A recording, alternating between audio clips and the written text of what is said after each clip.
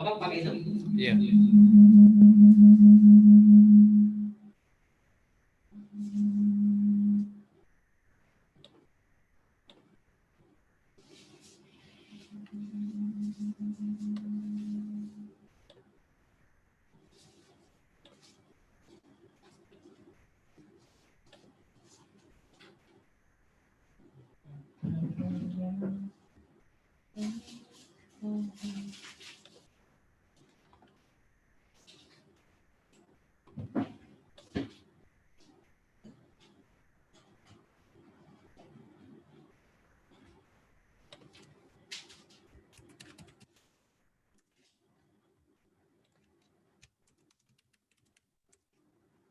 Coba cek sound. Sebentar.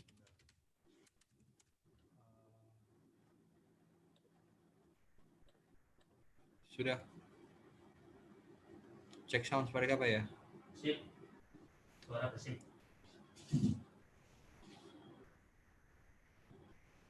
Suruh ngambil PPT toh? Iya. Ya gimana? Saya ambil.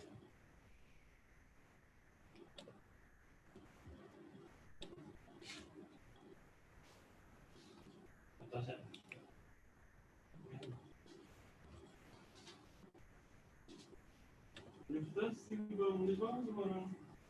Ndi, ramai banget.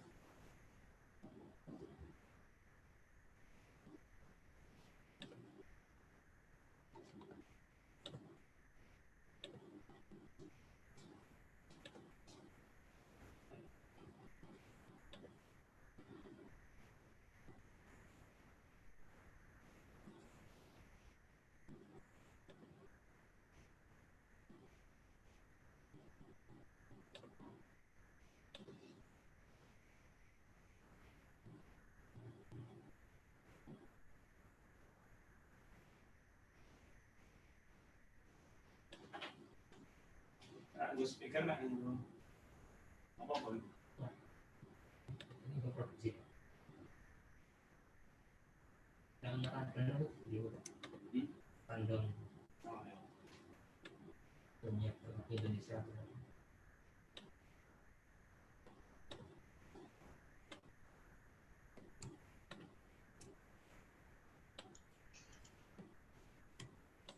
Good morning, Theo. Good morning, ma'am. Good morning, Rina, Kevin also.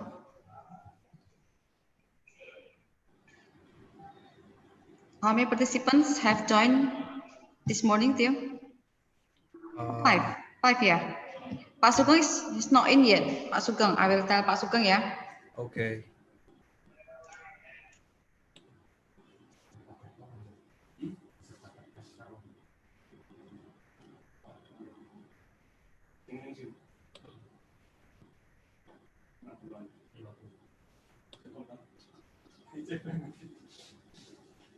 Aslinya cacat, FBIB sama FBIB.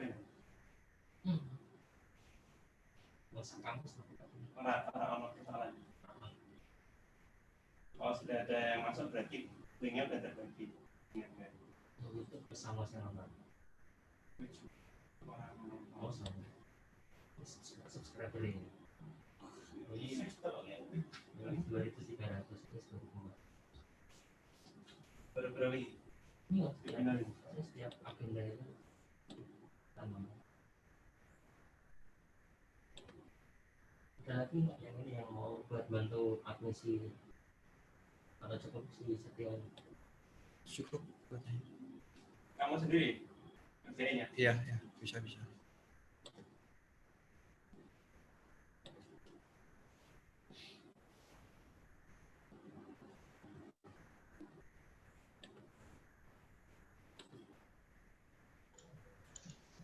Kevin, teman-teman yang lain mana nih? Masih OTW, Ma'am. Masih OTW? Ya. Karena kita sudah mendekati jam 9 ya ini ya? Ya, Ma'am. Kita kabari dulu ya, Ma'am. Ya.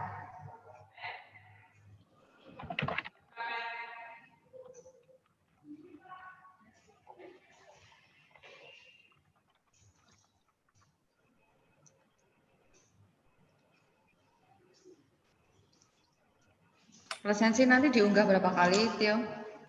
Volume pun Oh, tuh Hawa. Morning, Hawa. Oke. So, where's everybody?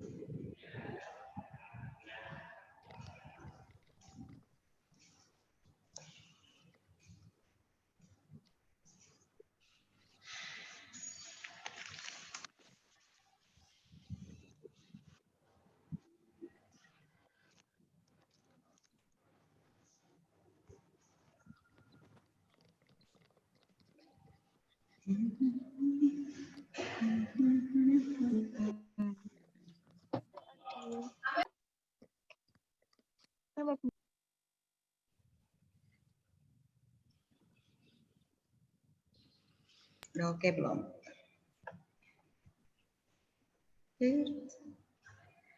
Ini kok masih 10 ya?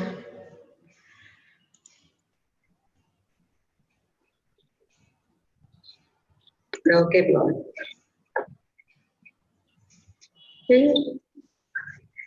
Ini kok masih 10 ya?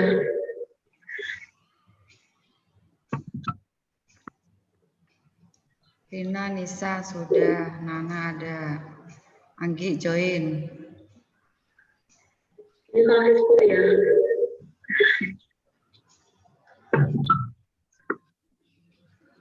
Rina, Nisa sudah, Nana ada, Anggi join.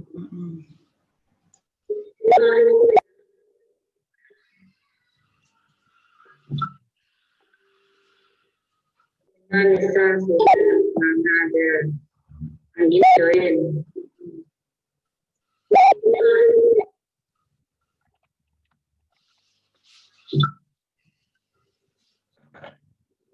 Nisa sudah, Nana ada, Anggi join.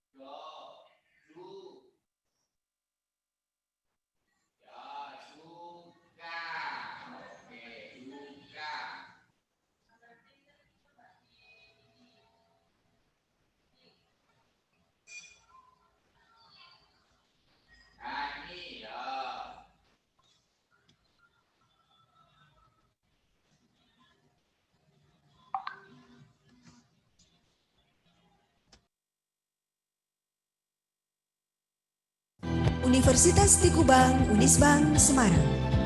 Eksis sejak 1968. Semua program studi terakreditasi.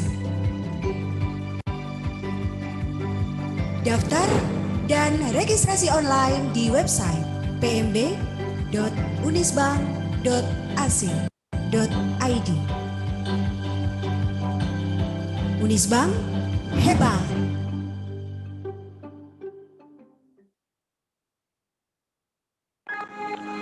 Unisbank Young Entrepreneur Award 2020 menjadi mileniapreneur tangguh yang merdeka, berinovasi dan berkreasi. Diawali dari latar belakang kondisi minimnya keterampilan Indonesia dalam mencetak pengusaha.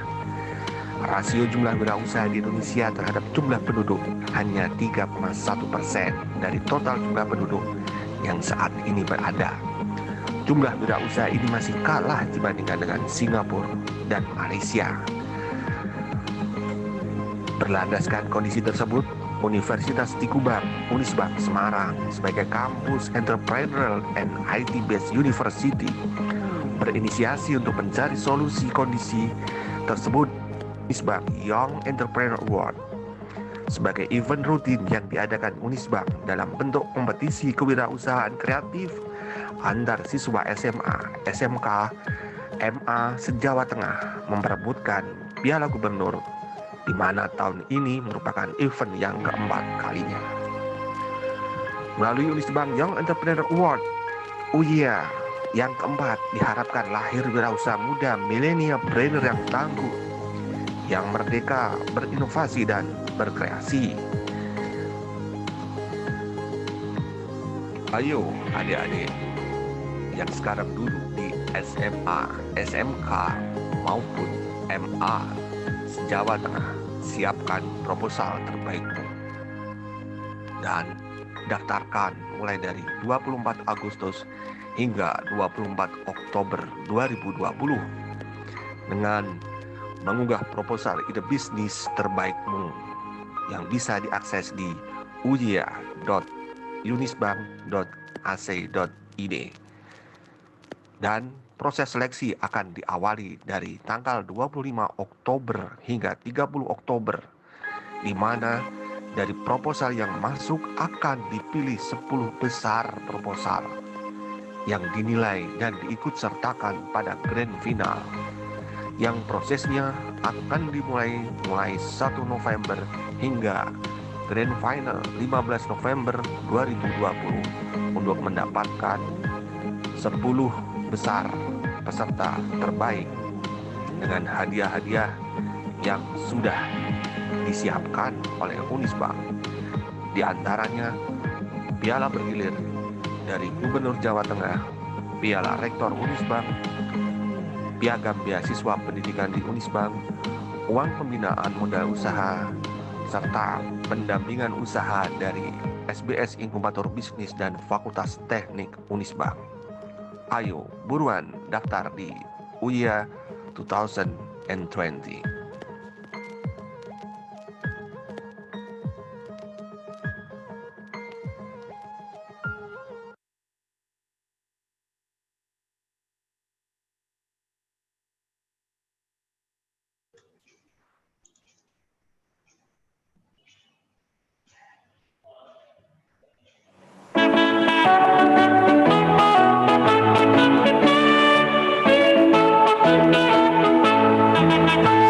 Universitas Stikubank Semarang, chandra di muka putra putri bangsa, pusat pendidikan akademik dan profesional, berbasis teknologi informasi, lawan sastra, negeri mulia, itulah semboyan kita.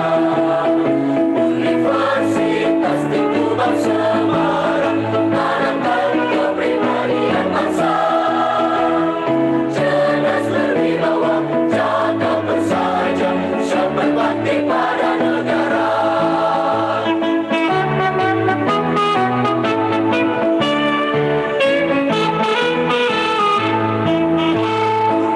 Universitas Stikubank Semarang, chandra di muka putra putri bangsa, pusat pendidikan akademik dan profesional, berbasis teknologi informasi, lawan sastra, negeri mulia, itulah semboyan kita.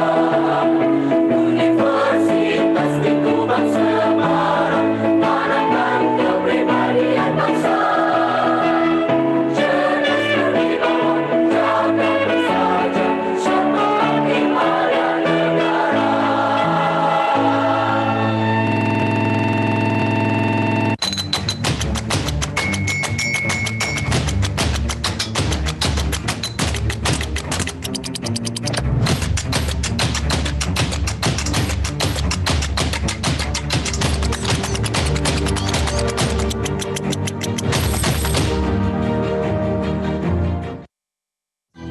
Universitas Stikubank UNISBANK Semarang. Eksis sejak 1968. Semua program studi terakreditasi. Daftar dan registrasi online di website pmb.unisbank.ac.id. Unisbank hebat.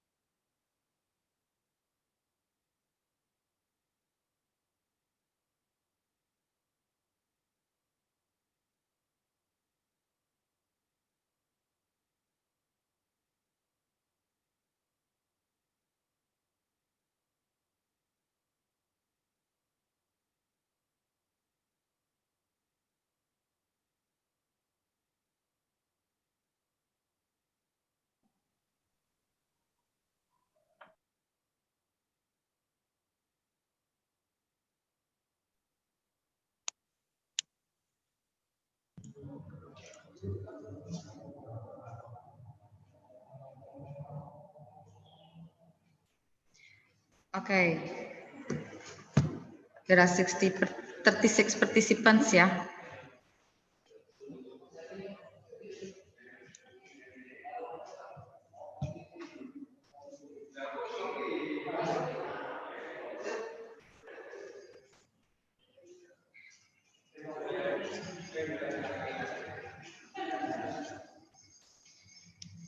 All the presenters have joined, right? Semua sudah ya?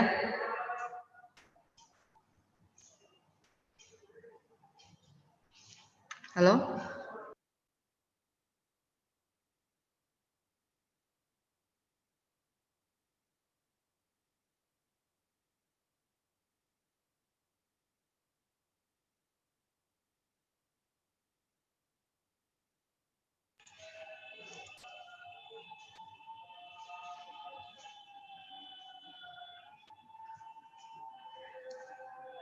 Well,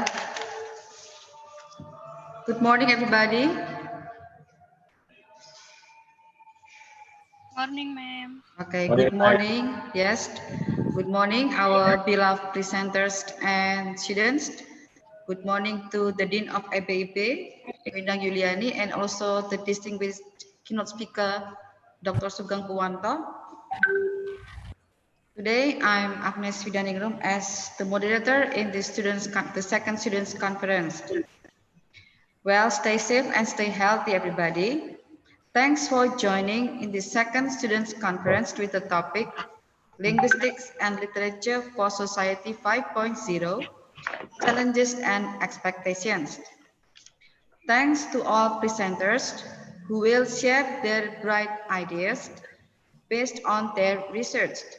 And also today, Dr. Sugeng Purwanto, the keynote speaker, will present his ideas, especially about challenges and expectations from linguistics and literature. Allow me to read the rundown for this second students conference. First is the opening, and then second, we will sing our national anthem. The third, prayer. The fourth, the opening speech from the dean. The fifth, the keynote speakers, and also Q&A. The next, there are 9 presenters. Yeah, they will present their bright ideas and also Q&A. And seventh is closing. Okay, ladies and gentlemen, without further ado, let's begin this students' conference by singing our national anthem.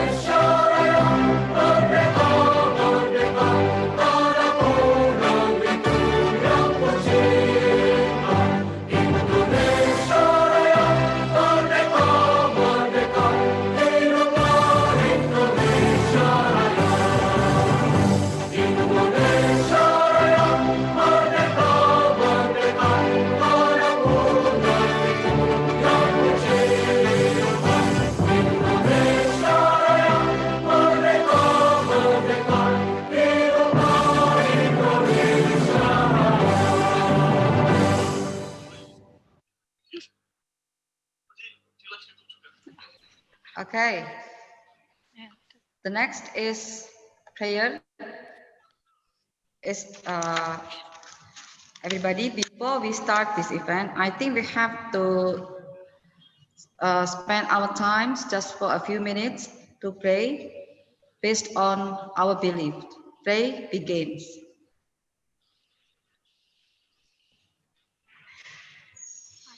Pray ends. Now let's move. Let's listen to the opening speech delivered by our Dean, Bu Endang Yuliani Rahayu. Bu Endang, the time is yours. Okay, thanks. Ya. Pindah geser ruangku ya Pak. Oke. Yes, Assalamualaikum warahmatullahi wabarakatuh. Good morning, ladies and gentlemen. Good morning. I'm happy to. Good morning. Yeah. The distinguished keynote speaker, Dr. Sugeng Purwanto, MA, who is willing to share his great knowledge and expertise for this session in our students' conference today. The Honorable all the committees, especially Ibu Dr. Agnes Wijianirum, MPD, as the chairman and moderator, and Bapak Teguh Kas Prabowo, MPD, who has supported us special for this program, and all the reviewers who are the lecturers from English Department, FBIB UNISBANK, Bapak Lili Supriyatmaji, MPD, Dr. Katarina Rustipa, MPD, Ibu Yulistianti, MHUM, Ibu Weni Ardriatri, MPD, who have devoted more time to select the presenters, that some presenters are ready for this morning. And all the students committee who have worked hard day and night to prepare this project, especially for all the presenters and participants. Welcome and enjoy your time in the second students conference that must be presented on online mode. Yeah, this is due to our safety. Yeah. Alhamdulillah Rabbil Alamin. All praises are due to Allah Subhanahu wa Ta'ala, the most gracious and merciful, for always bless us so that we can gather here today at this moment to hold the second student conference in linguistics and literature for the second time in our Faculty of Language and Cultural Study. I would like to appreciate and congratulate for the senior students who have forced themselves to finish their final project in these difficult situations. Yeah, we all know that during the COVID pandemic, yeah, and finally, the situation is not easy, but you have forced yourself to finish your study, yeah, to finish your project, that finally you have joined to the examinations. Okay, then some have been selected for today's presentations. Okay, we have to learn a lot from the COVID pandemic, because COVID-19 pandemic has changed all things and activities in the world, right? What happened? Yeah, people are not able to meet directly. We have to follow social distancing. We have to follow the health procedure in order to save. We cannot shake hands, meet closely in longer times, but everything is changed into online mode. So no other choice. We have to be able, we must follow this procedure. Okay. Nowadays, mask is widely used. All people are forced to use mask wherever they go. Okay. Just follow this procedure to make, yeah. And then from this kind of situation, from this difficult situation, what is coming in your mind, students? Yeah, very tight competitions. Learn a lot from COVID-19. Learn more and more and be critical in anything. Yeah. Always update your knowledge and competence that one will be the winner in these so tight competitions. This students conference is held just to give you some kind of training for joining to the seminar, to the conference as the participants. Yeah, today I would like to report also that today's students conference is followed by 45 presenters, yeah, and 200 participants, hopefully. Lately, there are so many webinars have been presented for us as a lecturers and other jobs or even other communities. Yeah. But the special moment today, students conference is provided for you to give experience and challenge to share your idea widely through these sessions. This conference is aimed to improve students' competence in both writing and presenting. Yeah, this conference is aimed to improve students' competence both in writing and presenting their papers, and also to build students' critical thinking and writing skills. Hopefully, this conference will be beneficial for the students to develop their knowledge and competence by sharing their ideas to others.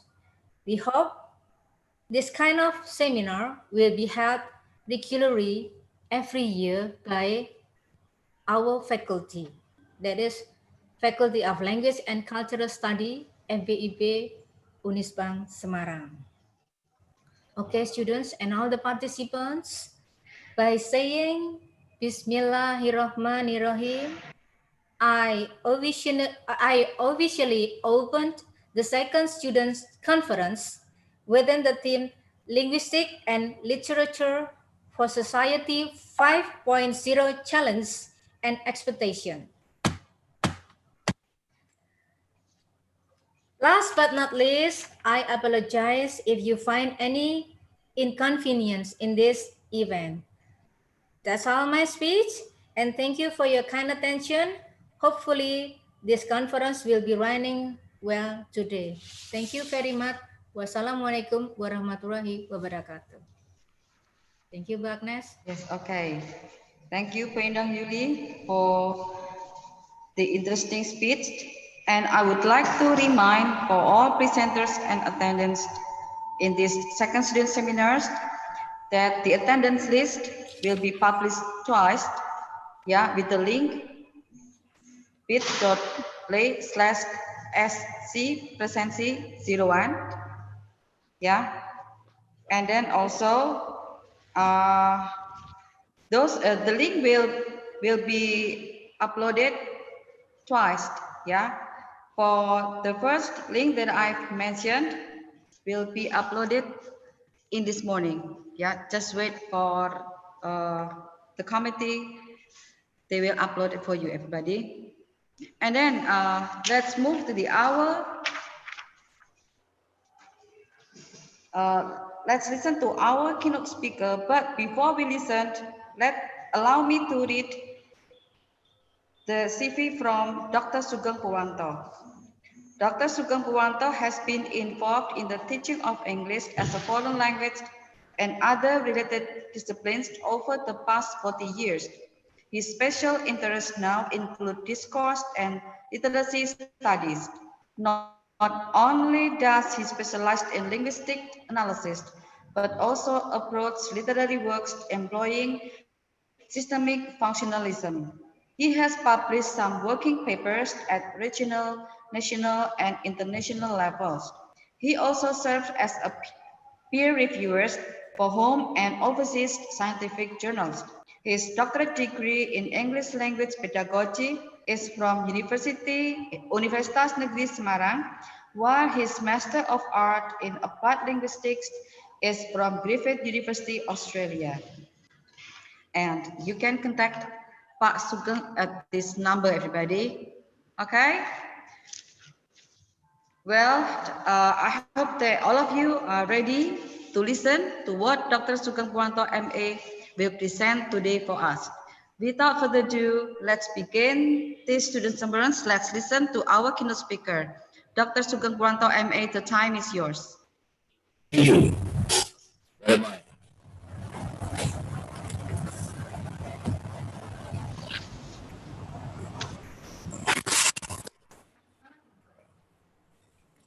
Everybody, you have listened to my biography, short biography, and let's start with the first slide of my presentation.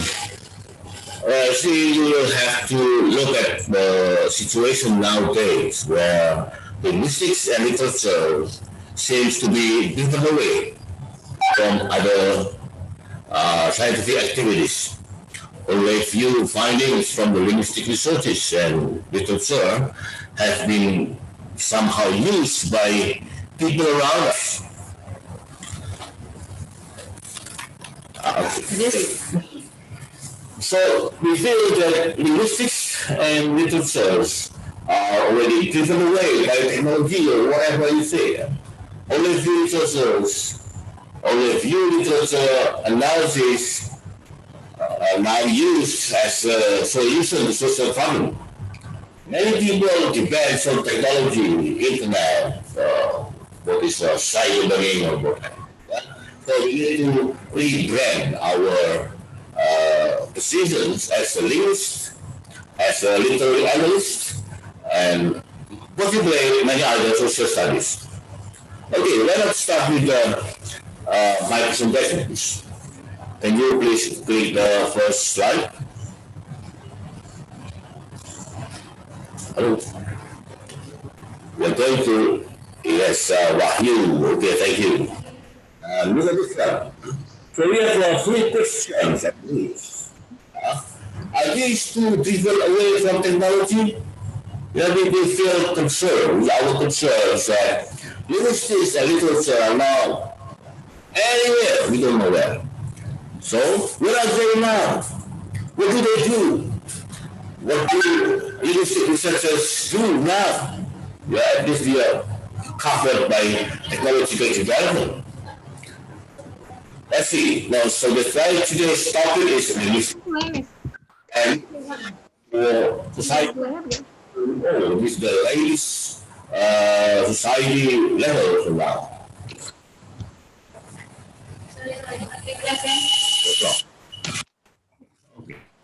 Find out.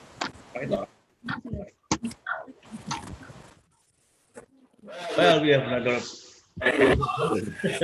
All right. Yeah, I think we need to rebuild our position then. Our topic is now linguistics and literature for society 5.0. It is said to be the highest position. Anymore? Okay. And my questions, the questions arises here, something like, are these two driven away by technology? What I mean is linguistics and literature.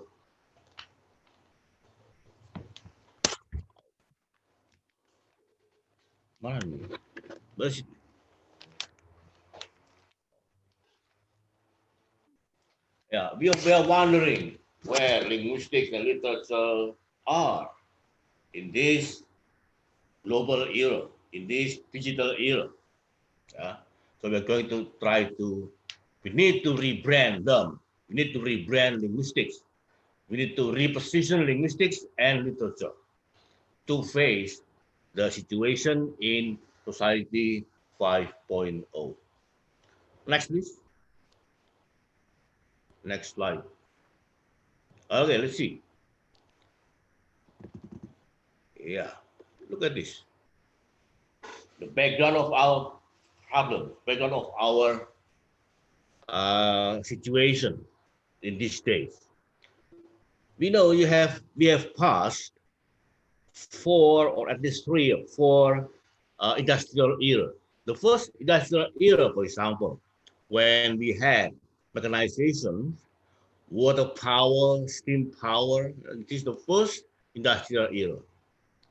Where was linguistics at that time? What is the function? What did they do? Yeah, so we need to question about linguistics and literature at this time, along with the developments of industry. Yeah, you have second industrial revolution, like a mass production, where there are cars produced, motorcycles, and so many other vehicles produced in this second industrial era. So you have mass production, assembly line, and electricity was very much developed in this era. Then you have a computer emerge in our life. That is the third industrial era. You have computer and automation. You have power windows for your cars, power wheel. This is the innovation in the third industrial era. Yeah? In the past, you see, when you want to open the window of your car, you have to open and close. That's kind of difficult. But the coming of the third industrial era, now you have power wheel where you can drive. Now many women drive because of the power wheel. Yeah, power wheel. Yeah, it's very very light. Before you have to that's not anymore. No, the coming of the third industrial era was indicated by electricity automation. Yeah, you have power window, you test, then come up by itself. You have power wheel. Yeah. You have, everything is automatic. Yeah. Automatic move, automation. That is the age of automation. The third industrial era. Now we have passed again further into the fourth industrial era. What is it? Everything is online. Cyber physical system. Cyber physical system. Now we have Gojek online. You have Go Food, Go Send, Go Massage, Go Hotel. I mean, you can order tickets just by using your mobile phone. Everything is so easy in the fourth industrial era. This is the background of our society now. We have passed fourth, almost fourth. The 4 industrial eras. The first, mechanization, water power, steam power. The second industrial era, mass production, assembly line, and electricity. The third, computer and automation. Life is so easy now, it seems, however. Yeah, life seems very easy at the moment. In the fourth industrial era, you have everything online, teaching online. Thank God. Thank God. COVID came at the right time. What if COVID came in the second industrial era? God, nobody can learn distance learning. Nobody can have distance learning. For example, again, COVID-19, or not COVID-19, COVID or coronavirus came on the third industrial era. you're in trouble. Yeah, we have no distance learning yet, but now God is correct at the moment. Because COVID, now we have COVID-19, is now here with us in the fourth industrial era. Thank God, everything can be done online, including this students' conference. This students' conference can be held online because of the fourth industrial era or industrial revolution era and the fourth industrial revolution era. Industrial revolution 4.0. Now, let's next, please. Go to the next slide. Yes. Now we are approaching. Yeah, we are exercising. We are training ourselves in the industrial revolution 4.0. We are training ourselves to go any further. What is called society 5.0. We go there. We are trying to step above, and we have COVID-19 as an exercise. Everything is online. You stay at home and you can accomplish your life. You can get a PhD from home nowadays. If you have distance learning, you can get SS Sarjana Sastra from home without leaving your house. This is the beginning of Society 5.0. Now, what is the purpose? What is the aim of Society 5.0? Look at this. We aim at creating a society where we can resolve various social challenges. So, it is the way it is creating. Creating a society, Society 5.0 tries to create a kind of society where we can resolve various social challenges by incorporating the innovation of the fourth industrial revolution. You have what's it? IoT, Internet of Things, big data, artificial intelligence, yeah, robot, and the sharing economy into every industry and social life. That is the aim of Society 5.0. By doing so, the society of the future will be one in which in which new values and services are created continuously. So we will have to change our life. You can order food only from home just by a few clicks from your mobile phone. You can have your food coming in. You can order tickets from home. Everything is made very easy. So this kind of society makes people's life more comfortable and sustainable. The question is, do we need language? Of course. Don't worry. We still need language. How can you distribute knowledge without language? How can you record your ideas without language? So language is still functioning. Language is still functioning and functioning more and more. The problem is that we cannot promote our functions up there because we are superseded by the advancements of technology. Everybody talks about internet. Everybody talks about cyber learning. Everybody talks about uh, cashless money. What is it? Paperless activities, and so on and so on, without touching linguistic. But actually, inside those activities, we still need language. Of course, yeah. Then we still need language. Don't worry about that. This is kind of Japan's claim. Japan's claim to have been ready to face the society 5.0, where you have supreme networking system.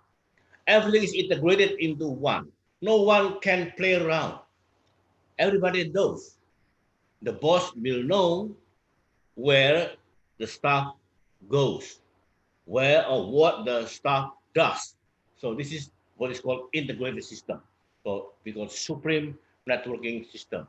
No lies, no cheating. If, of course, if the system works well and of course supervised and managed by good people. Okay, that is Japanese claim. Then let's go to the next slide. Well, look at this one. This is our society now. Do they use language? Of course. They make a phone call, they use language. Whether it is Japanese or Indonesian or English or Japanese, whatever. They still use language. So don't worry about linguistic research. It's still needed. How can you formulate a good interpersonal meaning, good interpersonal touches? Literature, it has very emotion. It has every emotion of human life. It can create a beautiful language. Negotiation is formulated on the basis of literature element. You can negotiate with other people, exchange of ideas. This is communication strategies. Yeah, then it's literature. Of course, we have to rebrand the package of literature so that we need to position this subject matter in a correct position, and we have to acknowledge the existence of linguistics and literature.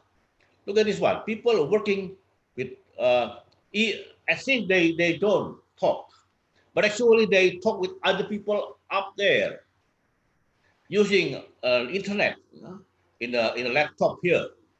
Also, people have making telephone call, and people also can use internet, can use website through their mobile phone.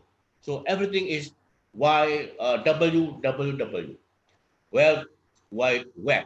So we are united with internet. So internet is, I think, a means of the world unity.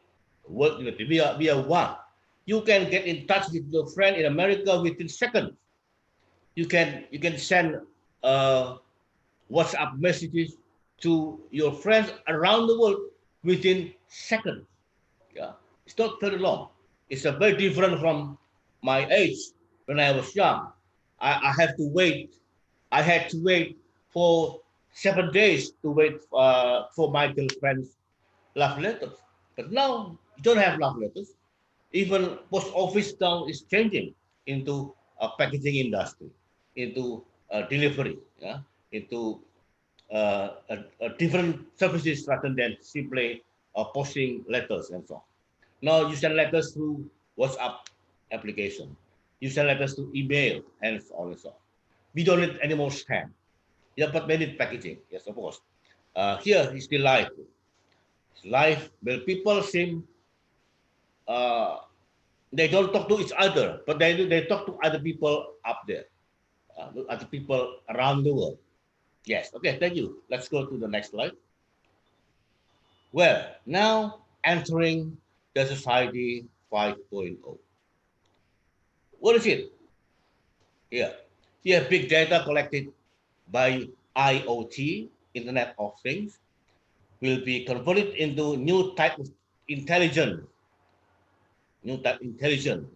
artificial intelligence, AI, and will reach every corner of society. Now, we cannot get away from internet.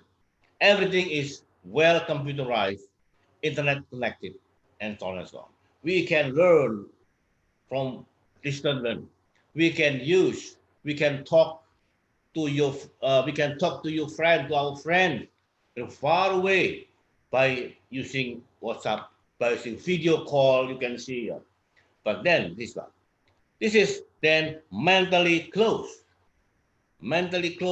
but physically distant. That's why God by COVID-19 trains us distant, keep distant. So it's a training for us. So like some people say that COVID-19 is blessing in disguise. Well, that's true. We are trained to live in a society 5.0. distant. So here, mentally close, but physically distant. Yeah. Then here, you have as we move into society 5.0, what happened? All people's life will be more comfortable and sustainable as people are provided with only the products and services in the amounts and at the time needed. Okay, go on. Next, please. Look, an example of life. That's one example. When you later on, you have to read my full paper published in this proceeding. Yeah? I have elaborated a lot of things there, example and also argument. But in this presentation, I'll only cut few things due to the time constraint. Look, fintech, it is financial technology. We have so many breakthroughs in this.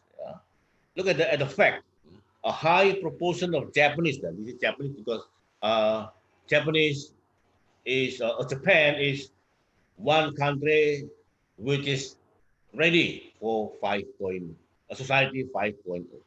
A high proportion of Japanese, or maybe every country in the world, yeah, money transactions are still conducted in cash. That is terrible. That's why be careful when you buy something. There's a coronavirus up here. In the long run, we will have an idea that be careful with money because the money can carry coronavirus, and somehow it is true. When this is a patient with coronavirus and that is your money, the money will go to everybody around, and everyone will get virus. So here, the fact is that the transactions are still conducted in cash and bank procedures are cumbersome. Very difficult to follow. Yeah, go this way, fill out the form, but just too complicated. And usage of IT in companies is limited. Yeah, we are developing up there. We are developing our technology. Yeah, we have good university here, thank God. You can register the study plans very easily. You can contact me by with application or WhatsApp application. You can consult your thesis through my email. This kind of technology. We don't have to come physically, and this is good in terms of religion. Yeah, it will save you from something that you like. Yeah, that is possible. Okay, so the usage of IT companies is limited, and installation of cashless payment and convenient financial services is slow. There are, of course, many ATM, automatic machine teller around here. So where you can take cash. Cashless payment, you say, like, for example, you have a credit card, debit card. This is called example of cashless payment. And convenient. You don't have to go to the bank. You don't have to queue, but you can take the money, a very small sum of money from your ATM, automatic machine teller. Yeah. So this is kind of technology in a fintech, financial technology. What's the solution? Yes, we can use blockchain technology for money transfer. This is a new one. In bahasa Indonesia, we call rekening bersama. Yeah, this is to make sure that you are not cheated when you buy everything online. So be careful when you buy something online. Sometimes you are supposed to transfer money first. And now we have COD, okay, cash on delivery. That's fine. But when you don't have COD, you have to transfer the money. But to avoid being cheated by the online business, so they have blockchain technology. So it's called rekening bersama. So you can share account, so that everyone can monitor each other. Introduce open application programming interfaces API to fintech firms and banks. So promote cashless payment. Of course, we have to promote debit card, for example. Yeah, it is much better than credit card. Credit card can kill yourself, but debit card is very safe. So you have to promote the system of cashless payment. We have to promote cashless payment. It is good. And we are going to what is called society 5.0. Yeah, and now here you have problem. It is decrease of banking staff, of course, because everything is by machine. You don't need bank cashiers. You don't need bank tellers. Yeah, they change their position as a customer services or maybe customer emotional touches and so on and so on. But of course, there's a problem in decrease of banking staff, and it will be losing some of the job. Of course, to avoid this, you have to learn technology so that you don't sell yourself in physical or intellectual property, but use your technology. Yeah. Then, of course, cashless transactions be promoted again and again. So don't carry cash in your bag. It's too dangerous. Yeah. Okay, next, please. Yeah, let's go. This is the first, the most significant presentation of mine. High demands of effective communication can only be achieved by linguistics or language studies. So research findings from linguistics can be realized into strategies, communication strategies. So because it is highly demanded, high demand of effective communication. So catalyst, what is no linguistic language, the function of language, catalyst for national development. We have to develop Indonesia according to the Millennium Development Goals stipulated by United Nations. We have that in our country. What we have to do is just follow the Millennium Development Goal. How will you do that? Of course, you have to make the best use of language, not only technology. Language is always support whatever development we have. How? By promoting education. Why education? Yes, education is aimed to eradicate poverty, to open up opportunities, and so on and so on. And you have a very good saying. Experience is the best teacher. That's true. But degrees open doors.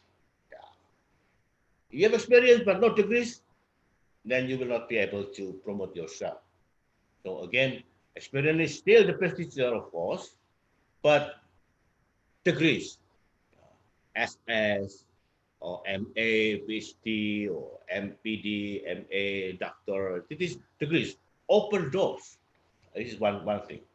Yes, here that's why you have to promote education, to open up opportunities, to eradicate poverty. Now we have language education in particular. Yeah.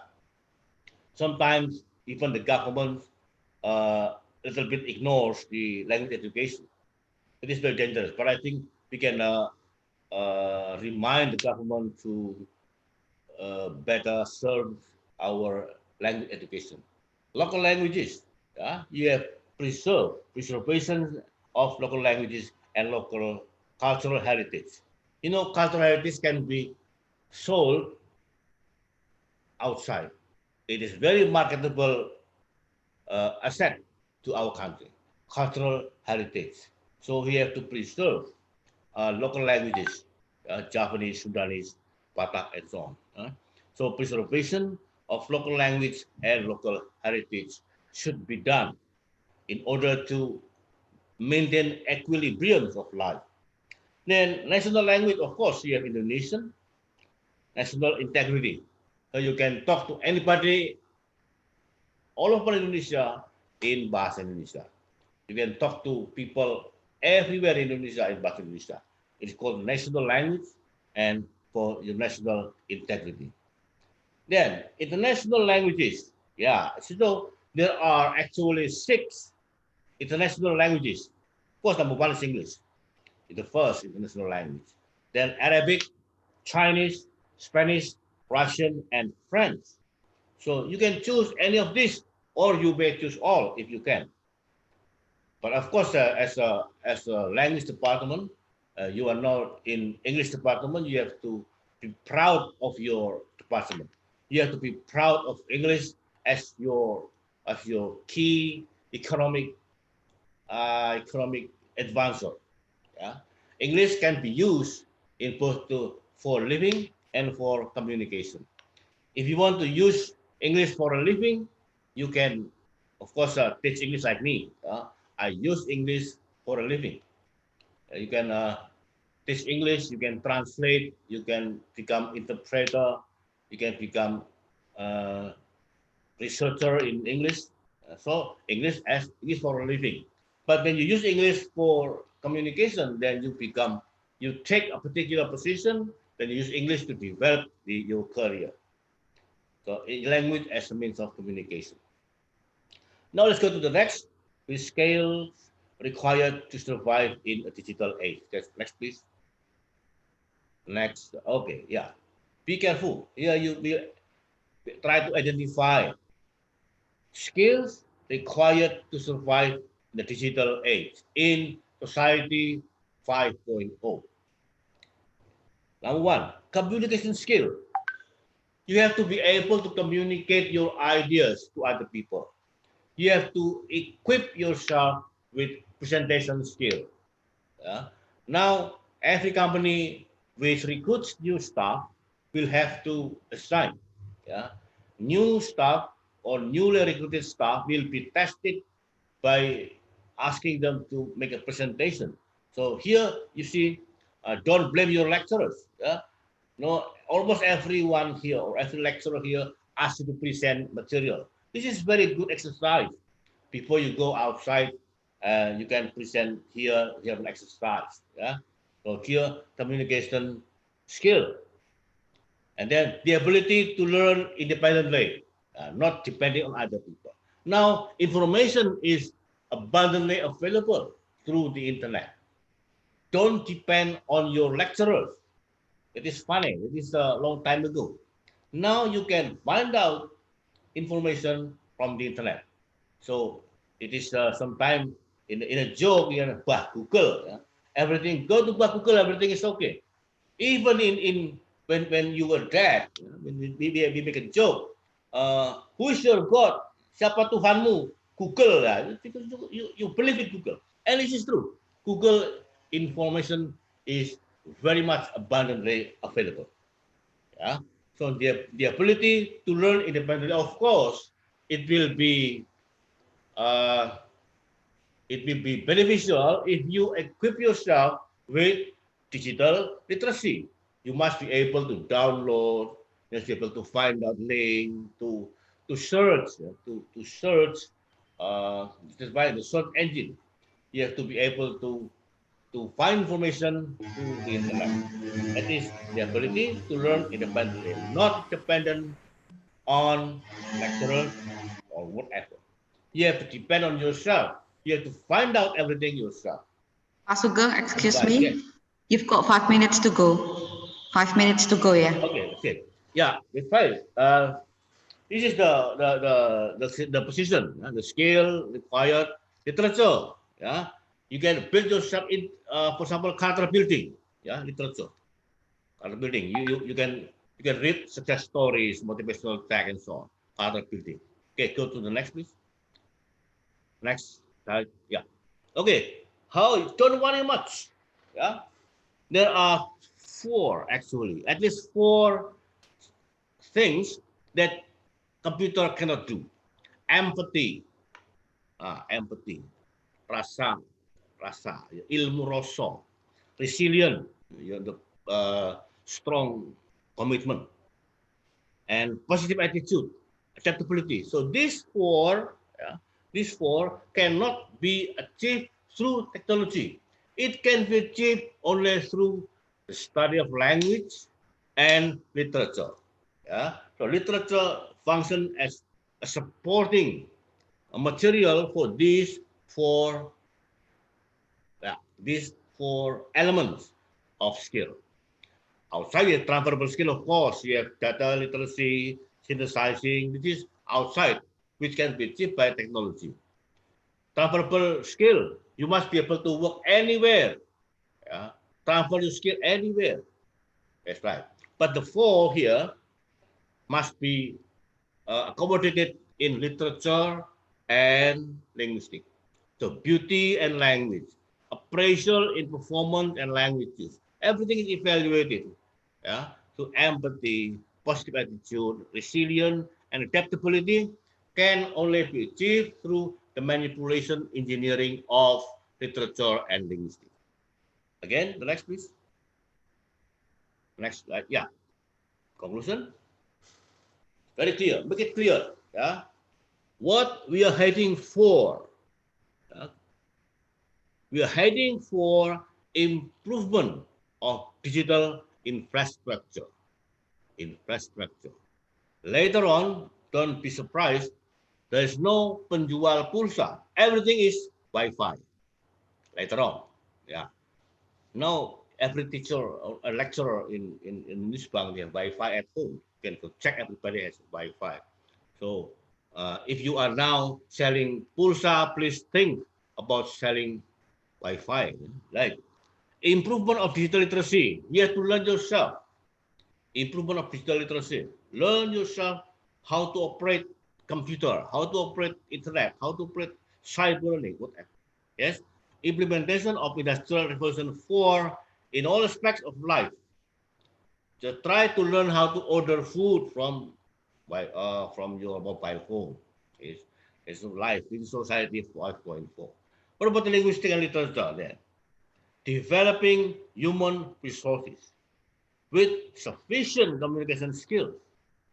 So communication skill can only be learned through linguistic researches, and then implemented in language teaching and resulted in good students with communication skill. So it's all one line. So don't worry much about the life of linguistics and literature. Of course, they're building personal character. This is the function of literature here, building personal character. Through past experiences, you can read novel, you can read history, you can read motivational text, you can read poem. Yeah, poem is very influential for your character. Then the last one is discourse competence. Discourse competence is efficient, goal-oriented, tactful use of language. Not talking about the bush, not telling lies, but using efficient, goal-oriented, factual use of language. Factual means based on data. Yeah? It is based on data. Goal-oriented, you have to clear goal. Efficient, you use very efficient means, for example, word choices or grammatical features.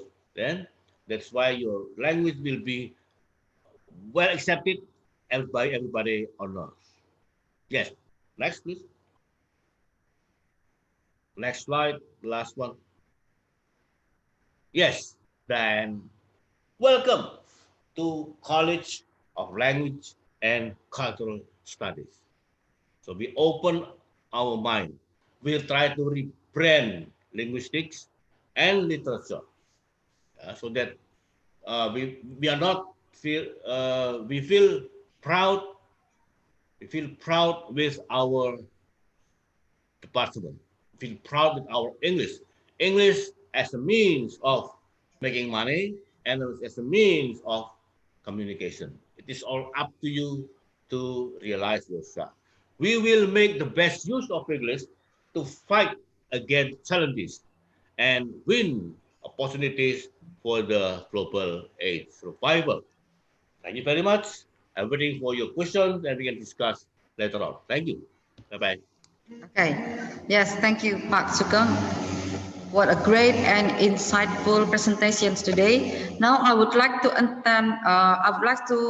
ask the participants, yeah, if you have questions, you can write it in the chat box or you can raise your hands. If you have questions addressed to Pak Sugeng, please.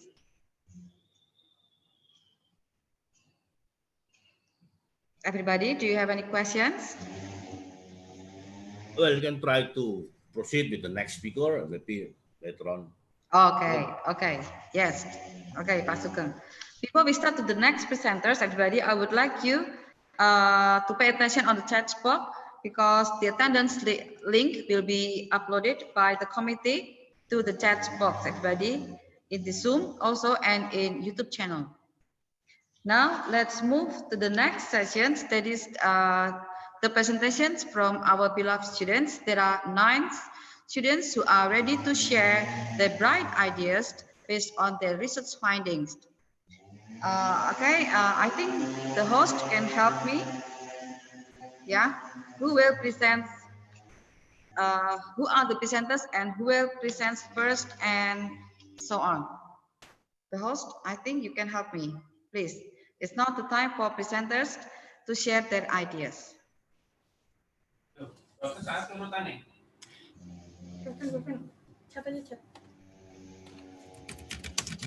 Bisa ya? If you have questions, everybody, I would like to remind you, you can write the questions in the chat box. Yeah. And then at the end of the sessions, the presenters will give you some answers if you want, if you have questions. Now let's move to the presenters, everybody. The host, please help me, please.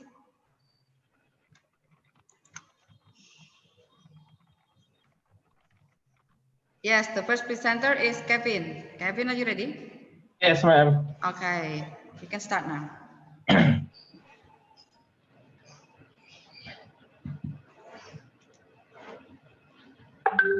Okay, thank you for the chance. I would like to present about my my study in this student conference, which entitled "Appraisal System Reflected in Bourdieu's Arguments in Open Grand Final of the World University Debating Championship 2016." Next, please.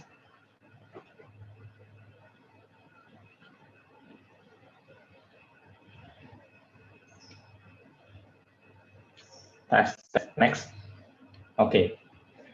In this, in my presentation, I would like to present some of this, but I have short time, so I just present about my points of my study.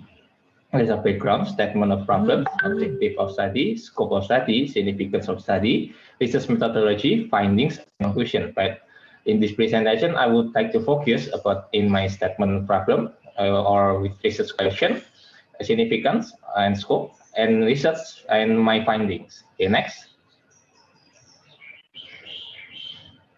According to this background, my study is according to Bourdieu, that won WUTC 2016, and his arguments become viral, and also appraisal can be used to judge his arguments linguistically.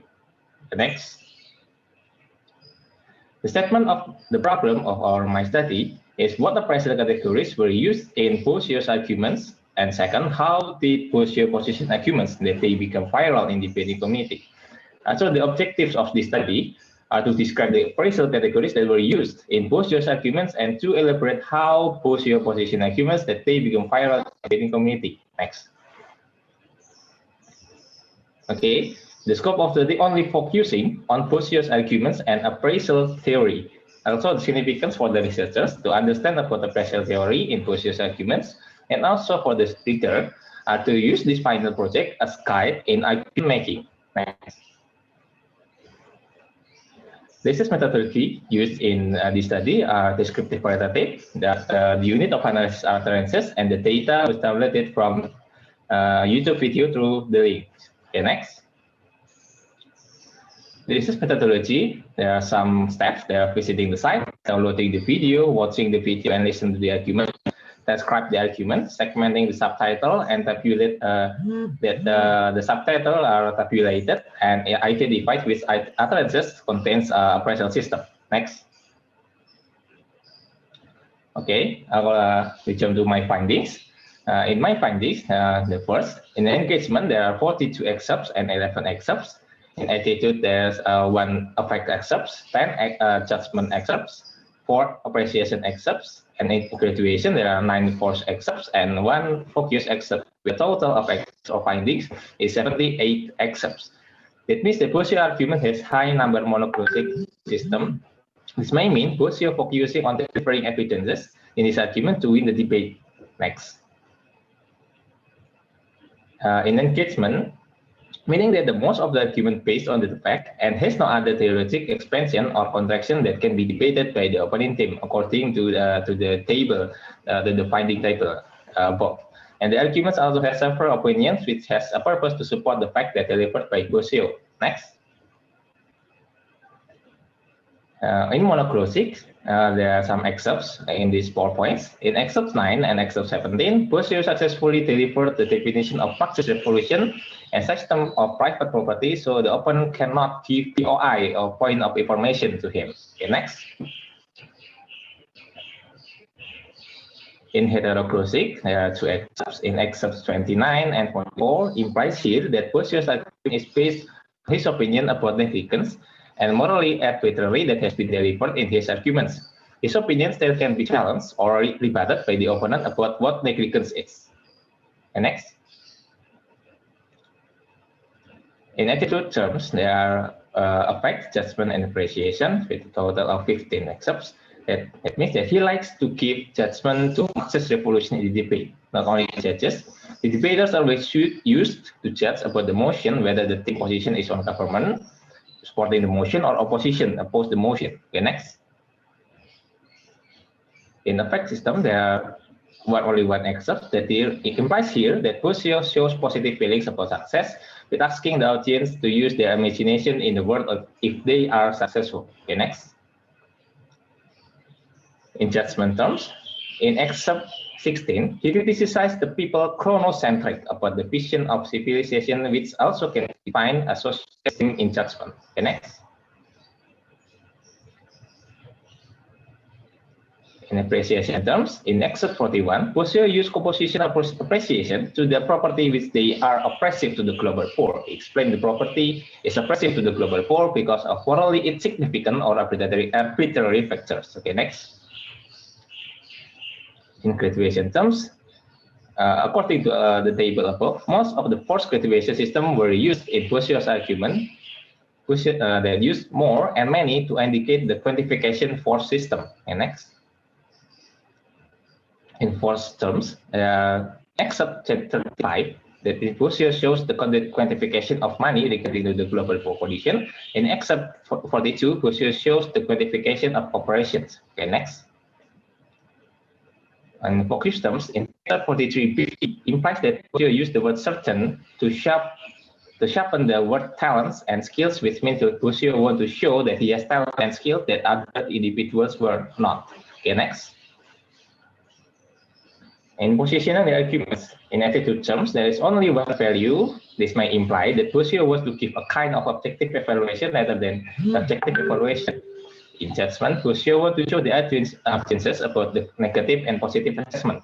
And in appreciation terms, Bosio emphasized his assessment towards individual rights. Okay, next.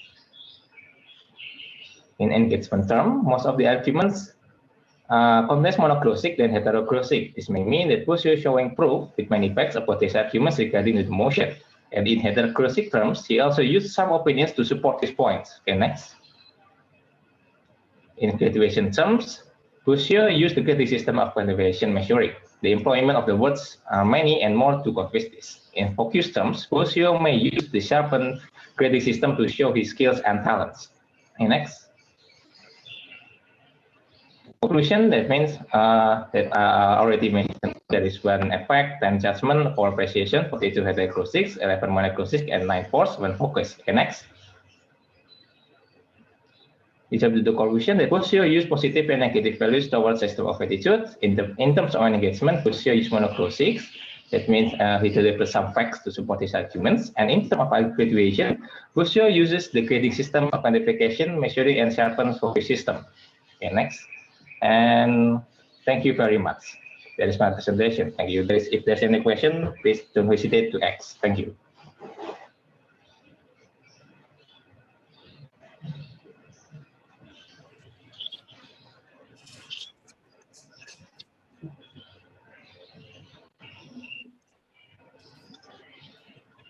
Ma'am, mute.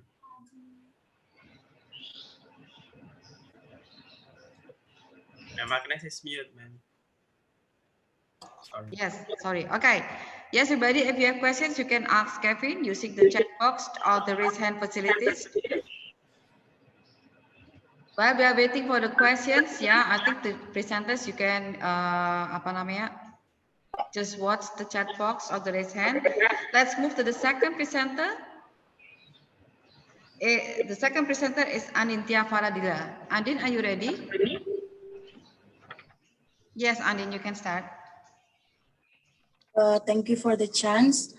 To the honorable, all of the lecturer and the participants. Today, I would like to present about my article entitled The Efforts of Female Characters, Fight Against Gender Discrimination Revealed in Hidden Figure Movie. Next. The first point I would like to discuss is about background to the study. Gender discrimination is unequal treatment between men and women in a person or group. Nowadays, women are still considered different and unequal to men in many sectors, such as education, occupation, economic, and social cultures. Discrimination occurs because of cultural influences. This topic is just to show there is no differentiation between men and women. They have equal right to be respected and treated fairly by others. Next.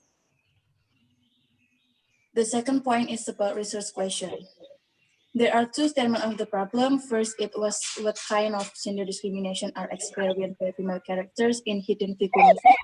Second is how do female characters fight against gender discrimination in the movie. And then the objective of the study is to describe the kinds and the effort of female characters fight against gender discrimination. Next. Third point is research method. I applied qualitative descriptive method to analyze this movie and choose liberal feminism by Naomi Wolf as the theory. Then there are three steps to analyze the research question as mentioned in the slide. Next. Fourth point is finding and discussion. There are two kinds of gender discrimination experienced by female characters in this movie. First is gender discrimination in work and education. First, Catherine, as the protagonist, experienced gender discrimination in her workplace in the form of unfair regulation for women employees due to the protocol of women's restriction training in meeting of the department. Next. The second female character is Mary. She is experiencing gender discrimination in her workplace in the form of professional job as engineer. As the female who has ambition to be an engineer, Mary experiences gender discrimination by statement from her husband and her supervisor. Next.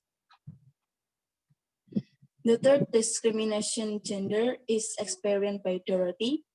She is also a female character who experienced gender discrimination in workplace in the form through the application of unfair regulation toward women. It can be noted in her conversation with her supervisor when they talk about Dorothy's reassignment. She demands that her female peers must be treated fairly too. She even dares to ask her supervisor to bring her female friends in her new reassignment. Next. Even though the female characters experience gender discrimination, they are not just quiet. They also show their power to fight against the gender discrimination. There are 5 principles according to Naomi Wolf to show their power. The first principle is both men and women have important roles in life. Next. The second principle is women have the rights to determine their fate. Next. The third principle is women's experiences are significant and should not be considered as trivia. Next. The fourth principle is women have the right to express the truth related to their experience. Next. The fifth principle is women have the right to receive appreciation from others, appreciation toward self, education, safety, health, representation, and finance. In this movie, there are 2 appreciation. First is appreciation toward self and education. Next. The last point is conclusion. From the analysis, the writer found that there are 2 kinds of gender discrimination, which are shown in Hidden Figures movie. First is gender discrimination in work and gender discrimination in education. Also, the female characters also shows the power to have equal right such as rejecting the help of men and proving themselves to be capable of men's work, making direct verbal objection and protest toward male character, explaining about the importance of women in workplace, and also taking legal solutions to fight for the fairness in education. Next. Then the suggestion in conducting this through hidden movie and the analysis of this thesis, the researchers suggest that there is no differentiation between men and women. They have same position in social life. Readers can imitate the effort of female character in this movie against the gender discrimination. Okay, thank you. Well, it's a very quick presentation, Andin.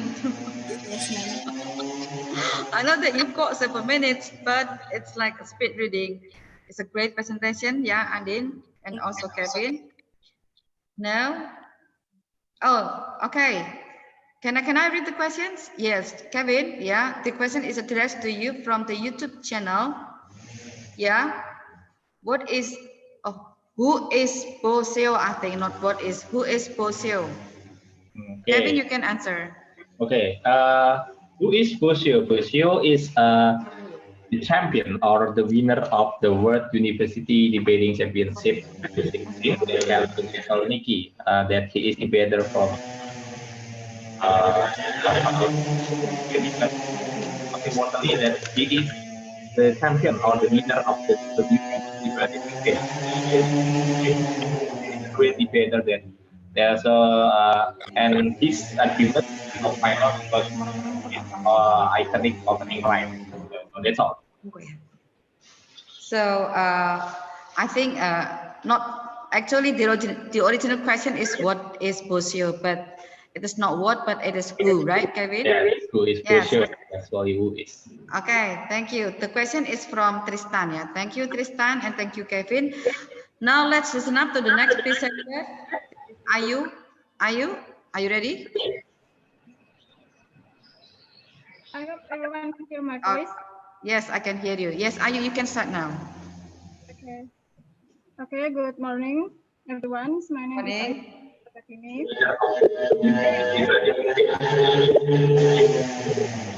Presentation. Got the title, The Provision of Women to Work in Michael Petroni's Movie. Next. The study focused on the provision of women to work. They state in the Bukit movie, the provision of women to work has a many reasons. One of these reasons it is that they cannot have the same opportunity to determine their risk, not just in work, but also in education. If they have a limited education, and then they will be limited in their self-development. Feminism is a set of theoretical which are purposed to achieve an equal social, political, education, and economic. In general, the feminism is a belief that women and men is the same. So the woman can also have the same equal rights as a man in work and also in education. Feminism study is an approach that emphasizes an aspect in literary works. This study is done to analyze the cause on women's provision to work.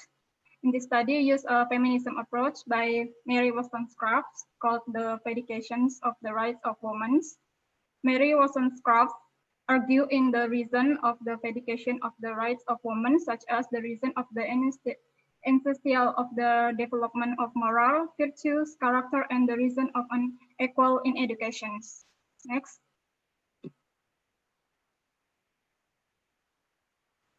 For the research question, there are 3 research questions in this study. The first is the reason of the female character receiving to be a foster parent, and the second, the reason of a woman staying at home as a domestic area, and the third one is the woman lives in the Nazi era depicted in the Bukit movie. Next. The methodology to conduct the study, the researcher used a subtitle in the movie itself as a primary data. The researchers got the data through the online searches and also the libraries. First, watch the movie and took a note from the subtitle and collect the certain information relating to the research question on the prohibition of women to work in Michael Petroni's movie. The study is conducted based on a feminism theory by Mary Wollstonecraft, as I studied previously from the several journals relating to the Mary Wollstonecraft theory of education of the rights of the woman, in order to complete the study about the prohibition of women to work displayed in the book movie. The researchers used approach to get the finding and support the analytical process, of course. Next. The book Thief movie was released in October 3, 2013, adapted from the bestseller novel with the same title from the movie, The Book Thief. The novel written by the famous Australian actor Marcus Zuzak and the movie produced by the British film director Brian Percival and script written by the Australian film writer and the director Michael Petroni. The story behind the Book Thief movie is occurred in the area of the Nazi rules. There are three families in these films. One is the Hubermans family, the Steiner families, and also the Hermans families. The Hubermans and the Rosa Hubermans and her husband received an offer to be a foster parent because they have a promise to get the allowance from the two children, because her husband and Hans does have permanent jobs. In her daily basis, Rosa Huberman washes and arranges clothing for a wealthy people of Munchen and to add some extra money for her family needs. She did this job also because women are not allowed to work outside of the house. Next. Rosa Neighbors, Barbara Spaniard's surrogate mother, also a friend of Lizzie's, is in her daily basis. She taking care of her 4 children, and her grandson Kurt Steiner joined the Nazi army. Isabel Herman, the Meyer wife, one of the Rosa Huberman's customer, in her daily basis, she likes to spend her time reading books in her own libraries in her house. One day, when Leslie delivered to the laundry to the Meyer house, she saw a picture. Leslie Isabel Herman's son, Johannes Herman, on the table. She told Leslie that her son dead in the war. So she do this thing to rid of her sadness by reading a lot of books. Next. The funding and discussions.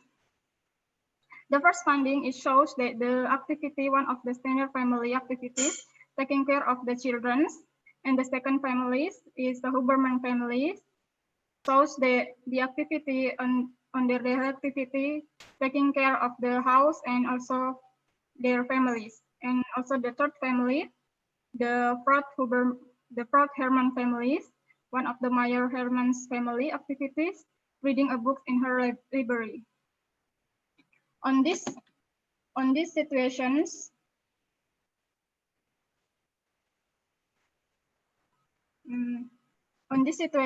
based on the setting of the conditions, it showed that Hubermans and the Steiner came from a privileged area or privileged community.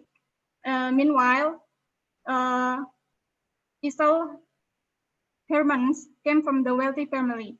So they have a different activity, which is Rosa Hubermans and Barbara Steiner spend their time more, have an activity in their house by taking care of their children and house.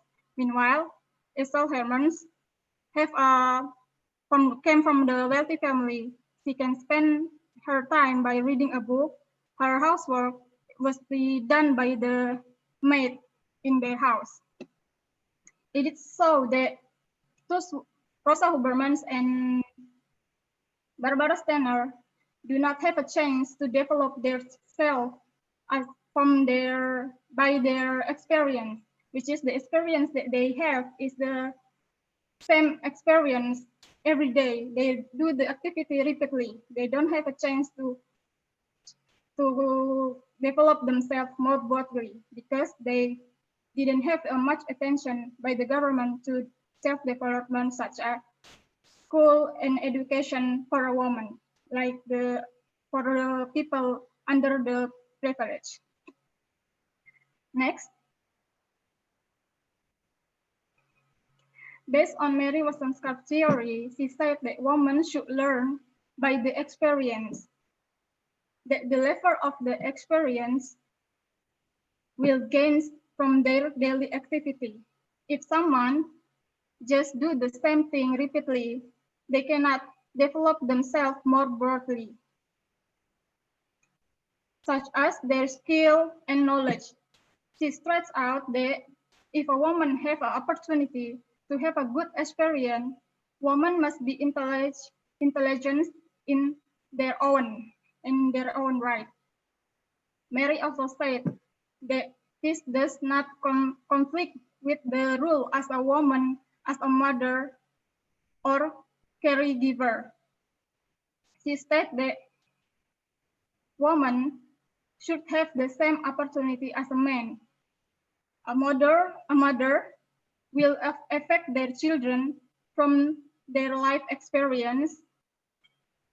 And then if a girl are encouraged themselves from the early age, it will be develop their minds and will be have a good character and morals.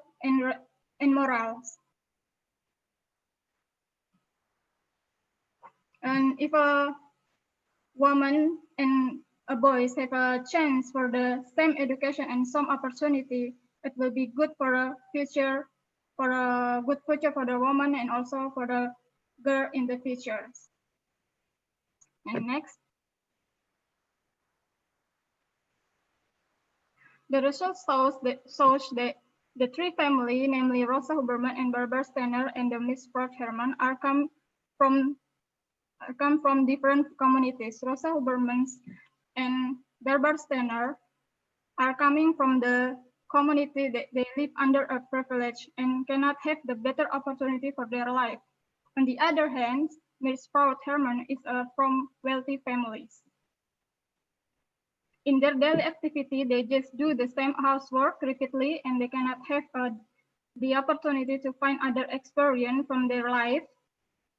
The right for them is have an education and work for a welfare family, their family, and it's not something that they can do. So it is puts them under the pressures. In contrast to Mr. Prout, she is from wealthy family. In her daily activities, she did not do the much housework, and she likes to spend her time by reading books in her own library in her house. The study shows that there's very significant difference among the three families. People who live under a privilege will not get their rights to have an education and the opportunity of employment. Meanwhile, Miss Prout, who came from the wealthy family, still have her own right, her own privilege, that she can have her own library in her house, and she could learn many things from the books that she read, and she can get many information and education from the book that she reading. Next.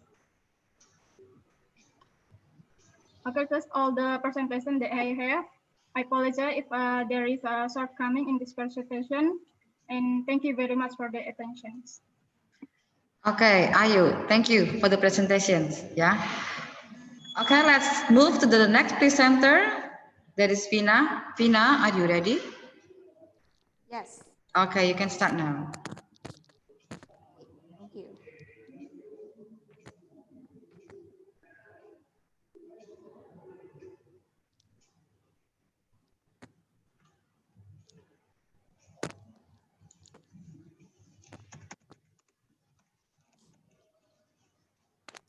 Okay.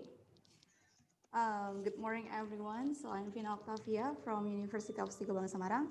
Would like to present and discuss my research is about flashcards contribution in introducing English vocabulary to the first graders of SDN Berhubungan Semarang and their responses, a classroom action research. Next. And now, why did I choose this topic? We know that English is a global language and it is important for people to learn it. And there is one basic element that should be learned when we are learning English, that that is vocabulary.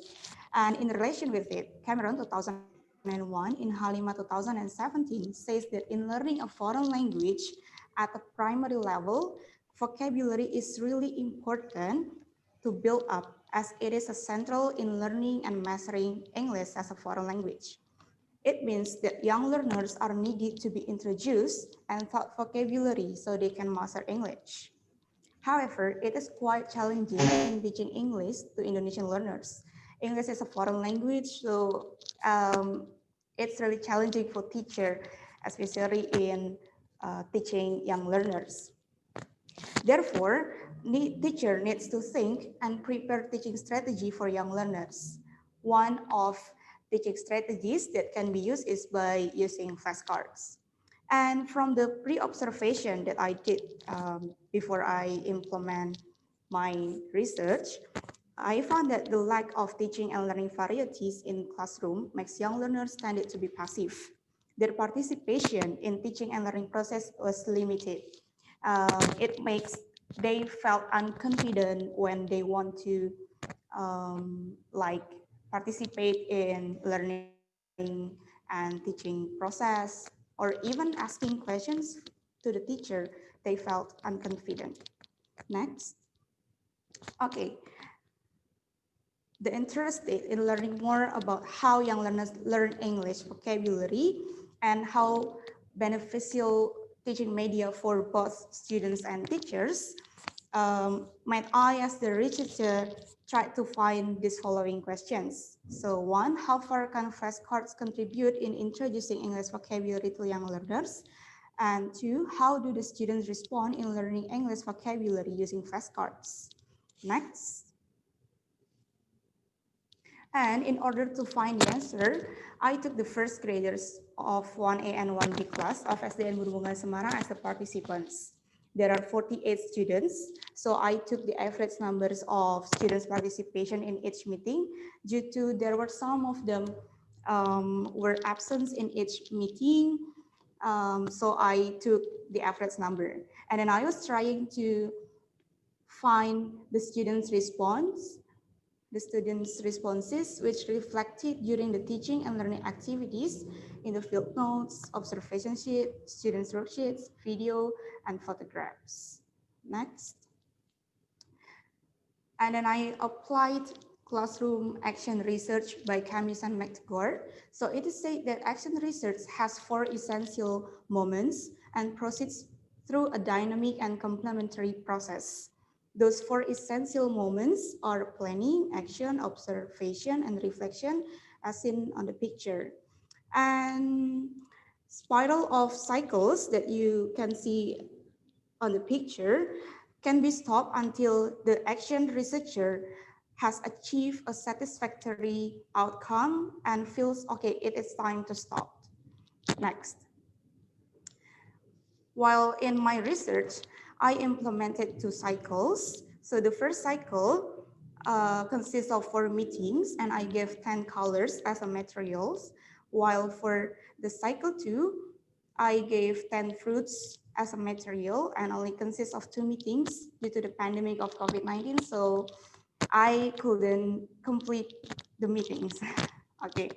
And then the teaching media that I implemented still flashcards for both cycles. Next. Now, how did I collect and analyze the data? Of course, I made an explanation to the headmaster of SDN Berhubungan Semarang, and then I conducted pre-observation, including observed learning and teaching process, and also interviewed the classroom teachers. And then I planned the research. I prepared some documents needed, and then I do the action, observation, and the reflection steps. After that, I analyzed the data by rereading some documents and coded them into some findings. Next. Okay, these are the findings, and actually I have 2 questions, and for the first question, the answer is the contributions of flashcards. Of course, it can motivate students as their activeness aroused when I gave various activities using flashcard, like games using flashcard. And it also helps the students in remembering vocabulary, as they could mention some of vocab that I gave them using flashcards after the first and second meetings. Even some of them still forgot something, but most of them have remembered about vocabulary that I gave before.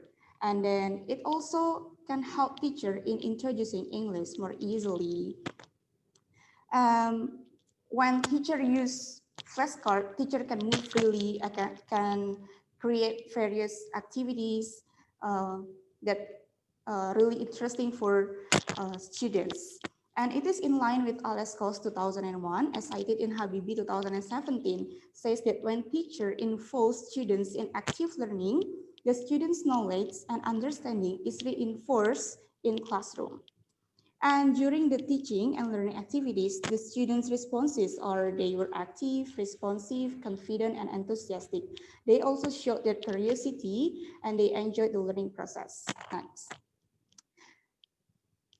Okay, we can see the rubrics of targeted participation of students of cycle 1. I have some number of categories like very good, good, fair, and less. This one you can see. And next, this one is for cycle 2, the same categories. And we can see one of them, like the students are responding to teachers' questions, is very good. Yeah, next, and we will discuss it. Okay, both cycles showed that 36 to 48 students were active in answering teachers' questions and repeating the teacher, excited when they got the flashcards, and confident to come in front of the class in participating in practice. Yeah, when I asked them like, what color is it? And then is it blue? Is it yellow? Or which one is black? Which one is pink? They answer it enthusiastically, like they also want to come in front of class with their friends, holding the flashcards like that. And then both cycles showed that about 36 to 48 students could remember the name of colors and fruits in English after 2 meetings and finished their worksheet well in cycle 1. And then cycle 1 showed that about 36 to 48 students were active in participating enrichment activities such as pointing like some things in the classroom. When I said the colors, they pointing red, they have to find which things is red.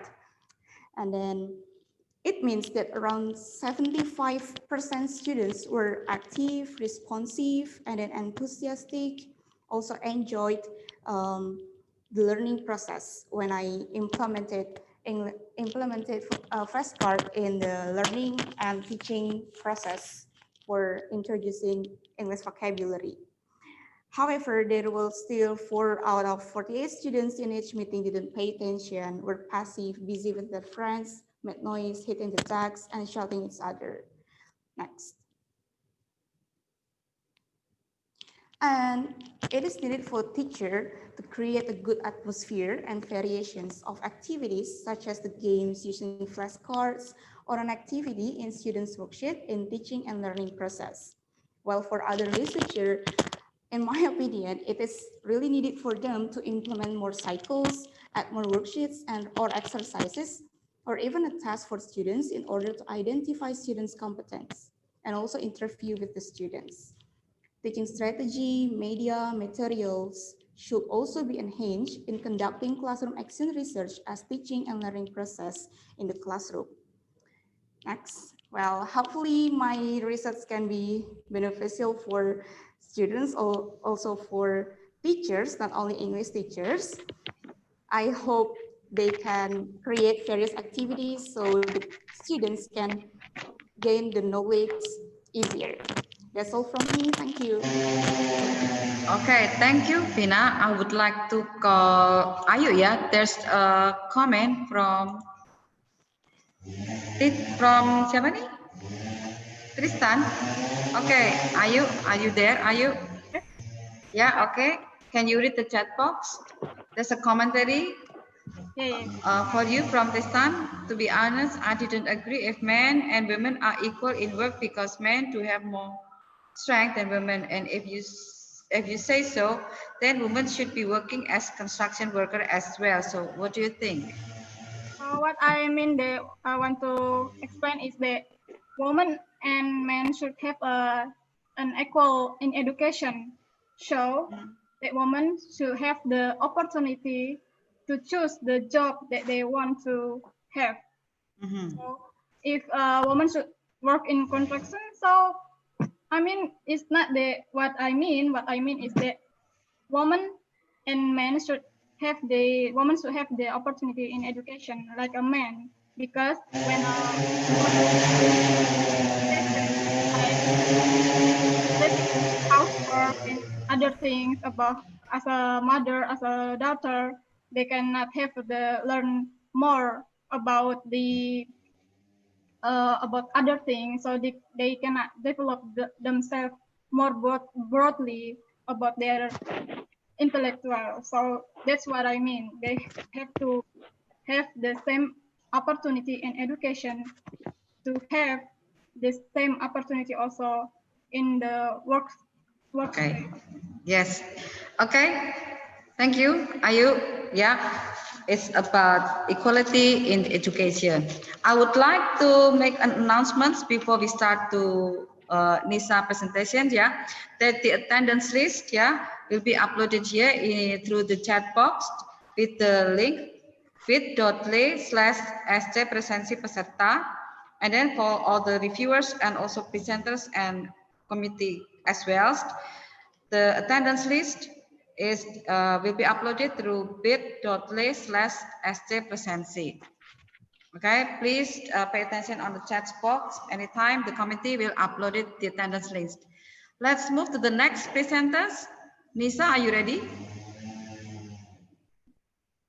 Are you ready, Nisa? Yes, ready, Okay, ma'am. yes. The time is yours. You can start. Assalamualaikum warahmatullahi wabarakatuh. The Honorable to our keynote speaker, Mr. Dr. Sugeng Purwanto, MA, the Honorable, all of the lecturers, and have a good, wonderful time, dear ladies and gentlemen. Good morning. Before I begin my presentation, I would like to introduce myself. I'm presenter number 5. My name is Nurul Khairunisa. Today, I would like to present about my article entitled Ego Defense Mechanism of the Main Female Characters in Maleficent Movie. So, what is the relation between ego defense mechanism and knowledge?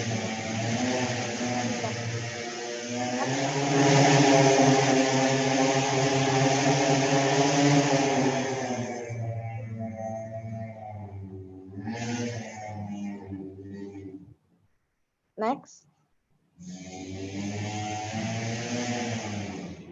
Next, please.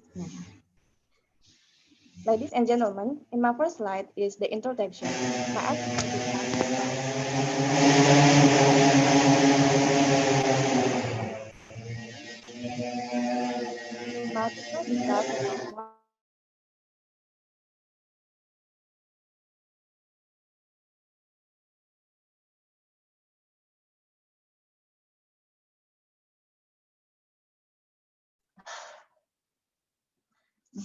Ladies and gentlemen, in my first slide is the introduction.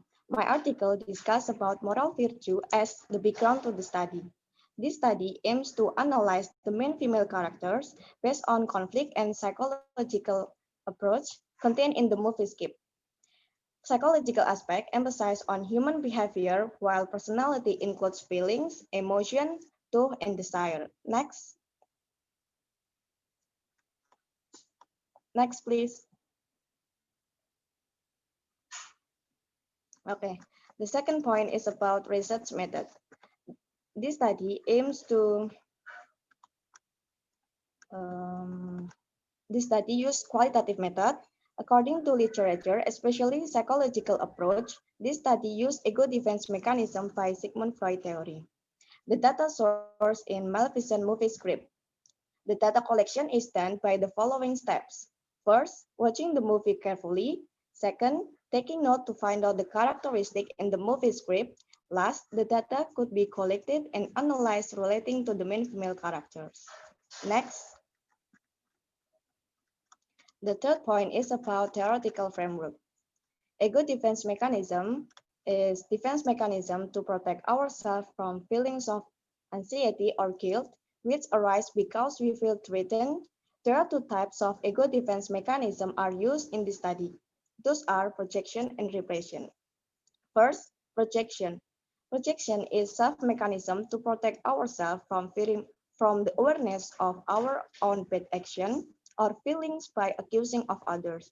Or in other words, projection is an attempt to blame others for their failures, difficulties, or bad desire. And about repression, repression is a mental process by which distressing thoughts, memories, or impulses that may give rise to anxiety are excluded from consciousness and left to operate to the unconscious. Next point. Next. The fourth point is finding and discussion. In this point, I found that there are three main points.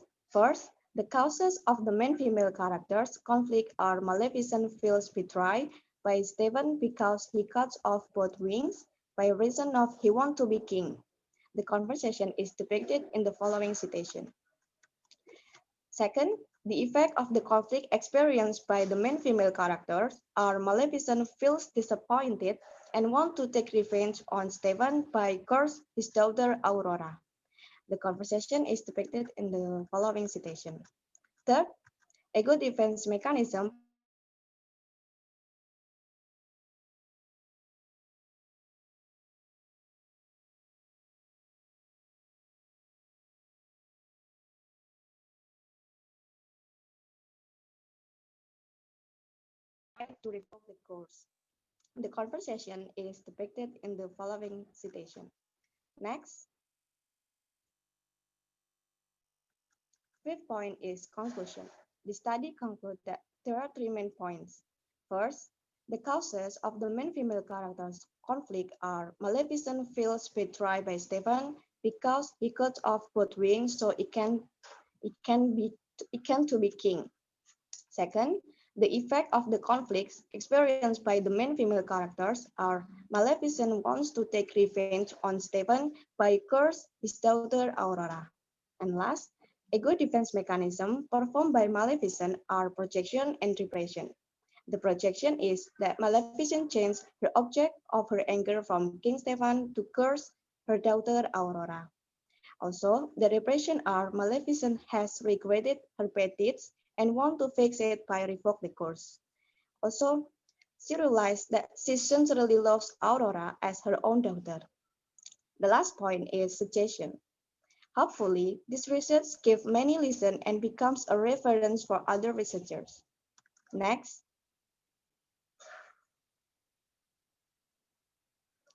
Ladies and gentlemen, that's all my today's presentation. Thank you very much for your kind attention. Wassalamualaikum warahmatullahi wabarakatuh. Yes, okay. Thank you, Lisa. Yeah. I would like to remind the host, I think you can share the link, please, for the presenters and also reviewers and attendants. Before we move to the next presenter, that is Wulida, there's a question addressed to Vina. Vina, are you in? It is from Didin, right? The question is, yes. Why do we need teaching strategies in learning process? How important teaching strategies are? Okay, it's from Didin. Yeah. Okay, thank you, Didin, for the question. So, in my opinion, teaching strategies is really important because when you use teaching strategies, we can use many things of teaching strategies. One of them is teaching media. And for me, teaching media is really important, more specifically when you teach young learners, not only young learners, you as college students also need teaching media, right? And I think it is really important because it can make we as the students or young learners as the students can learn and get the knowledge easier, and then you can have various activities with teaching media. So I think teaching strategies really important. That's all. I don't know. One more question, Vina, from the YouTube channel here. One more question, yeah, from the Delft, yeah. Yes, from YouTube. How to make fun vibe for the elementary students during the class? Do you have any tips how to make fun vibe? You can read it from in the chat box, Vin. Okay. Yes, yes. Okay, thank you. Thank you for who? Delph? Yes, Delph. Yep. Yeah. As I said before, teaching young learners is really challenging for me, especially. And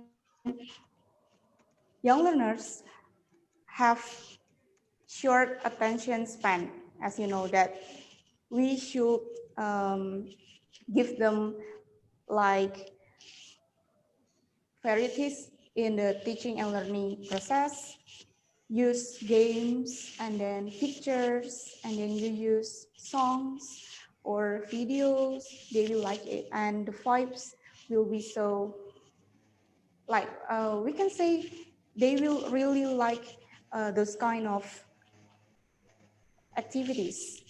So the tips is just, okay, you have to prepare it, of course. You have to prepare what you have, what you want to, what you want to use for the teaching media, for the teaching material. You have to prepare it because, as I said, young learners really have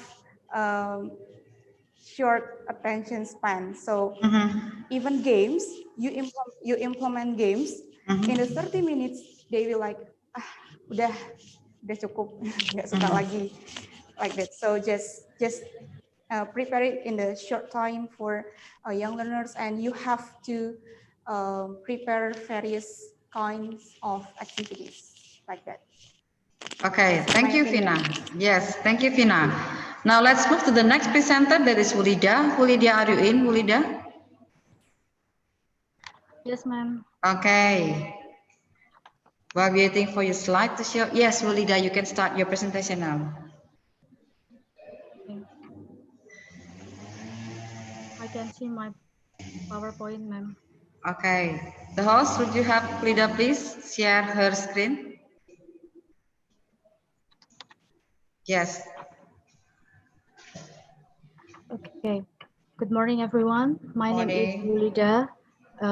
In this occasion, I would like to present about my article entitled Anxiety and Defense Mechanism of the Main Character in the Black Cat Short Story. Next. Next, please. Yes. There are 5 content included. First,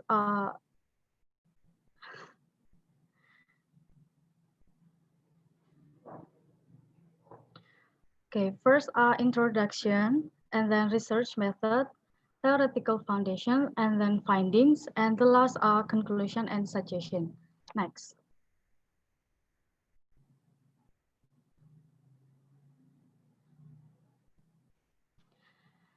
Okay, my background of the study.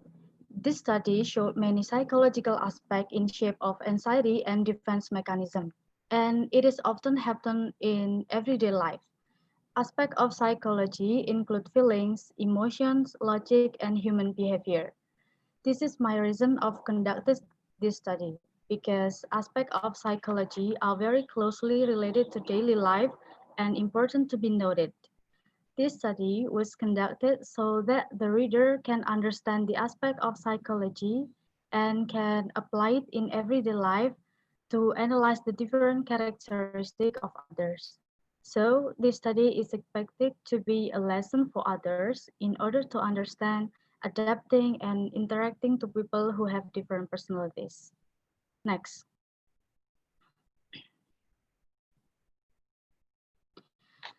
My objective of the study are to find out the types of anxieties and experienced by the main character, and to indicate the defense mechanism used by the main character.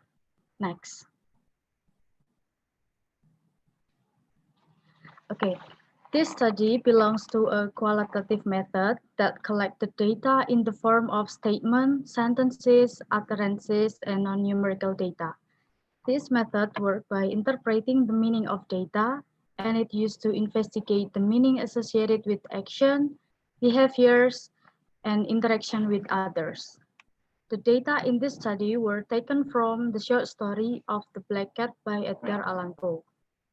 By reading and classifying the data based on the types of psychological aspect, then interpreting it using Freudian theory. Next.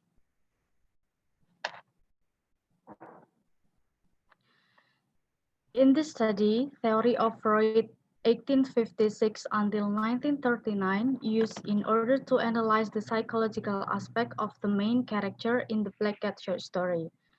According to Patel 2013, psychoanalysis focused on the unconscious aspect of personality. And based on Phase 2009, anxiety is a felt, affective, discomfort feeling, and unpleasant state which produced by the ego. And based on Snowden 2006, defense mechanisms are someone's strategy to hide and reduce their anxiety. Next.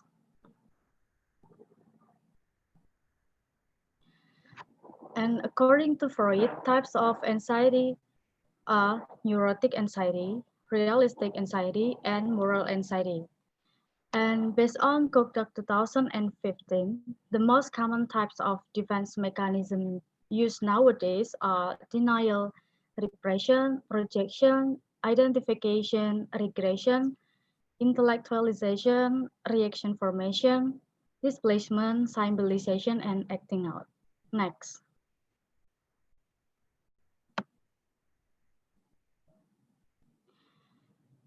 And based on the analysis, the main character suffer neurotic anxiety when he feeling uncomfortable being liked by his cat, and he suffer realistic anxiety when he got scratched by his cat, and he suffer moral anxiety when he feeling guilty after abusing his cat.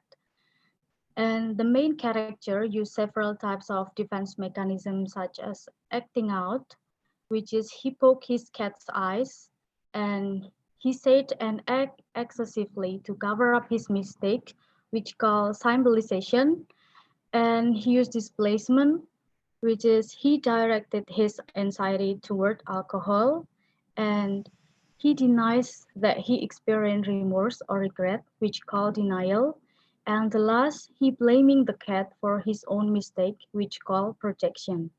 Next.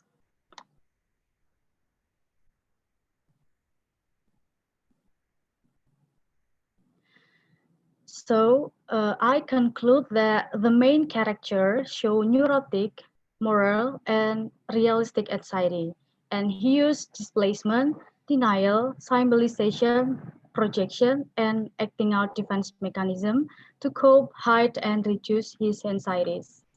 And I have several suggestions to the readers. I suggest that to increase social sensitivity by applying the theory in this study in everyday life in order to recognize a person characteristic so that the reader easy to understanding, adapting, and interacting to people who have different personalities.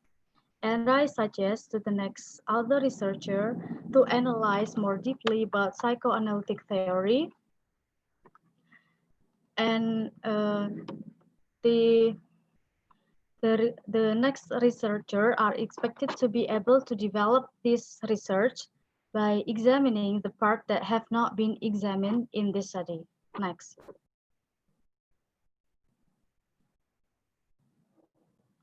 So that's all for my presentation. Thank you for your great attention. Okay, thank you, Bu Lida, for sharing your research findings. And we come to the last presenter, that is Sigit. Sigit, are you in? I am. Yes, okay. It's time for you to start presenting your idea, Sigit. The host, yes.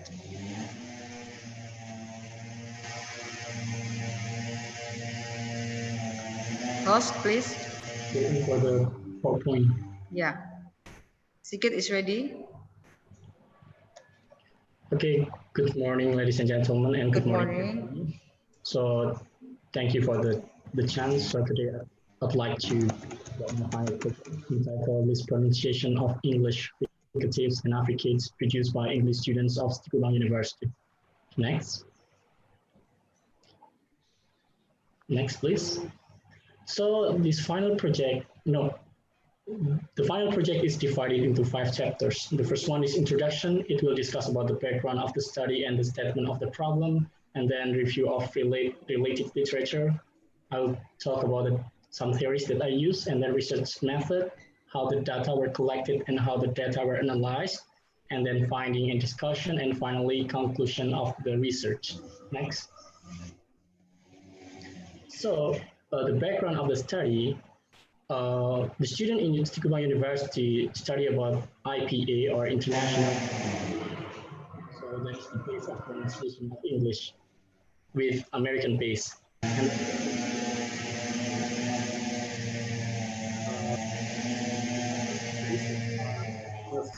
And final semester students who had taken the phonology class, they speak Indonesian as lingua franca, or they speak Indonesian as first language or second language. So basically, English has irregular orthography.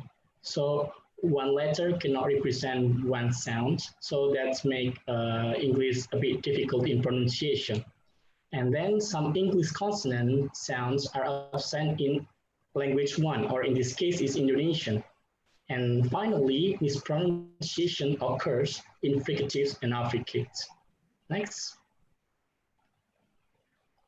So what is the problem actually that researchers try to discover? So how are the English fricatives and affricates produced in contrast to Indonesian counterpart? And then which fricatives and affricates do the students find it difficult to pronounce? Next. Next. So to answer the first question, I use some theories like English phonetics by Fromkin, and then English consonant and manner of articulation by Rothman, and then place of articulation by McMahon, and Indonesian phonetic by Kyle. And then in the scope of pronunciation, the interference might happen if the mother tongue has no close equivalent for a feature. If they have, there will be no pronunciation problem. So they carry over their mother tongue pattern to English pronunciation. Here, in this case of Indonesian pronunciation, they do not have complete sound features of fricative and affricates. That's why I use some theories of interference by Ledoux and by Saville, Richards, and Stenson, and Ellis. And then also supported by interlanguage by Ellis. So interlanguage, it doesn't belong to English or Indonesian. So it's like the process how students make a mistake. So it is not final, because if final, I would have used the theory of error analysis, but instead I use interlanguage. So next. So next is about the research method. So the research design, the data were analyzed with descriptive qualitative method. It means the data were explained descriptively. And then how to collect the data. The first is listing the words and then establishing the subject by looking for the students and then recording the sounds. And finally, the data were ready to be analyzed. And how to analyze the data is listening and analyzing the recorded data, and then transcribing to find the deviation and stating the interference. Next. So this is the findings of my research. So basically, I provide some words like in 3 position, in initial, in medial position, and final position. So wait. So I found that there were some fricatives and affricates which were absent in Indonesian inventory. They are th, ch, and j. And there are some similarities actually between Indonesian and English were found on the fricative f, s, j, ch, and h. In this research, I provide one word in each position, like I told you before, to find out the results of deviation. As we can see on the table, I represent of the sound in initial position, M for medial position, and F for final position. The word is isolated and not taken from a complete sentence. So the results show that when two languages share the same features of sounds, they will not cause any mispronunciation issues. It can be seen from the result of deviation for the sound f, s, h, sh, and z. The respondents mostly succeeded in pronouncing those sounds. Their pronunciation for the sounds were categorized excellent. As you can see that the deviation is less than 50%. However, there are some sounds which are considered difficult for the respondent. For example, the sound th, the biggest deviation occur in dental fricative th is like 80%. They pronounce the respondent pronounce it bad. So their pronunciation is categorized as bad. And then it followed by palato-alveolar fricative j, where the deviation score is 68.3%. And the last in labiodental fricative v, the deviation is 65%. These scores indicate that their accuracies are poor in both consonants. So next.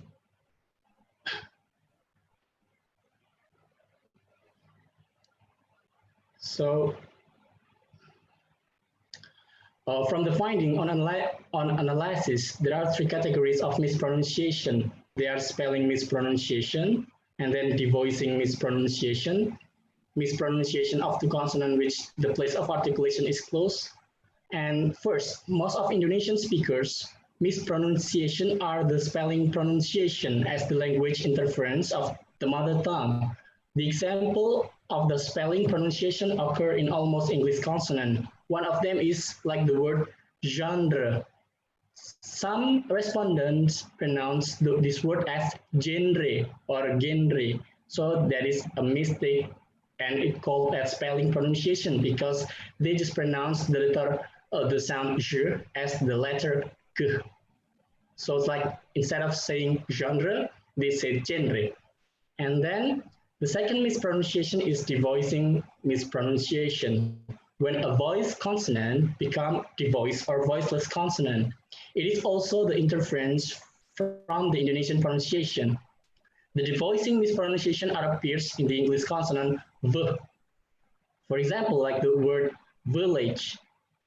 And a lot of respondents who pronounce it as village. So it actually pronounced like village, but because these sounds doesn't recognize in Indonesian, that's why a lot of respondents were not successful in pronouncing this sound. And the last kind of mispronunciation is the mispronunciation of two consonants which are in a close place of articulation. It occurs between the two close places of articulation, such as labiodental sound f is pronounced as bilabial p. For example, there is one respondent who pronounced the word coffee and he pronounced like copy. So instead of saying f, he pronounced like p. So it's like coffee, but copy, but coffee. And then interdental th is pronounced as alveolar sound th, as at the word thermos. They don't say thermos, but they say thermos. So it's not th, but like th. So another cases is interdental th. It's also pronounced as alveolar d, as it encounter at the word feather. They pronounce as feather. So it's not feather, but feather. And then palato-alveolar sh, sometimes it's pronounced as s. For example, actually there are some respondents who pronounce the word shadow into sado. So it's not shadow, but sado. And it's pronounced as, sado. And palato-alveolar ch and j is pronounced as alveopalatal sound ch and j. For example, at the word itchy, they pronounce itchy. So there is no lips prostration. And the word judge is pronounced as judge. Okay, thank you. Thank you very much for your attention. That's all my presentation. If you have any question, just ask me. Okay, thank you, Sigit. Thanks for the great presentation. The next presenter will be presented by Dwi Fatmawati. Dwi, are you in? Yes, ready, ma'am. Yes, okay. Wait for your slide, please.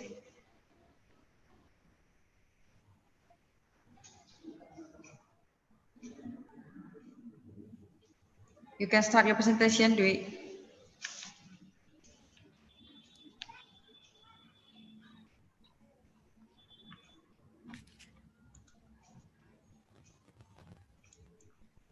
Okay, thank you for the chance. Today, I want to present about my article under the title Trees Eco Defense Mechanism in Neil Berger's Divergent Movie Script 2014, a Psychoanalysis. First of all, let me introduce myself. My name is Dwi Fatmawati. I'm from English Literature Program 2016. Next.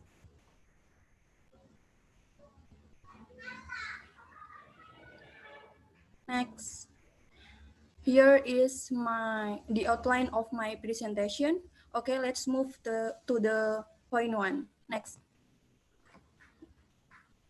In psychological theory, there is a concept of eco-defense mechanism. The eco-defense mechanism consists of automatic psychological process that protect individual against anxiety and from awareness of internal or external danger. Anxiety is an aversive inner state that people seek to avoid or escape. Humans seek to reduce anxiety through defense mechanism. The eco-defense mechanism can be found in literary works, for the example, the movie. One of the movie that shows the eco-defense mechanism is Divergent movie. Divergent movie is a movie adapted from Veronica Roth's bestseller novel in 2011. Divergent is an action and romance movie that tells us about the five factions in the life of human in Chicago. This movie presents the anxiety experienced by Tris as the main character and how she coped with her anxiety in her life. There is two statements of the problem. The first is what kinds does the main female character experience in the movie script Divergent? And the second, how does the main female character use defense mechanism to cope up with her life in the movie script Divergent? Next.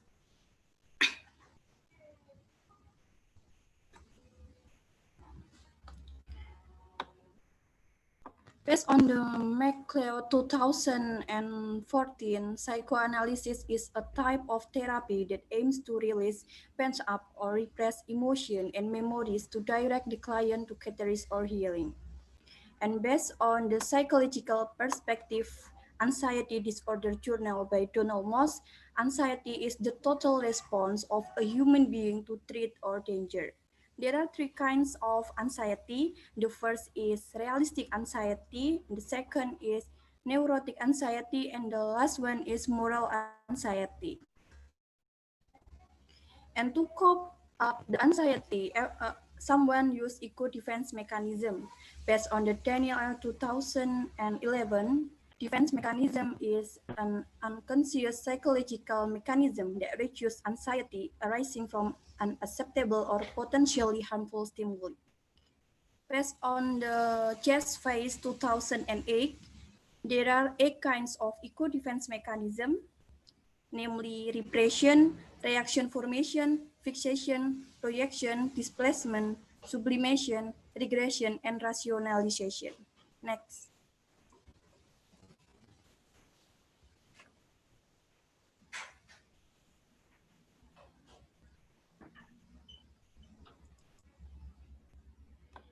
In this research, the researcher used psychoanalysis approach by Sigmund Freud by using a qualitative descriptive method. And there are 2 data sources. The first is main data. Main data come from the movie script itself. And the second data come from journal, essay, article, and the other relevant information. And to collecting the data, the first step is watching the movie and then taking notes and selecting the relevant data and then analyzing the data by understanding the theory of psychoanalysis by Sigmund Freud, and then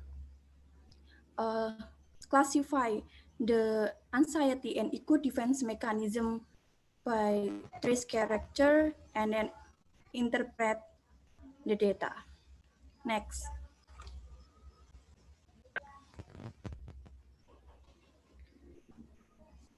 In this research, the first finding of this research is the kinds of anxiety experienced by trace character. In this research, the researcher found there are two kinds of anxiety. The first is realistic anxiety, and the second is moral anxiety.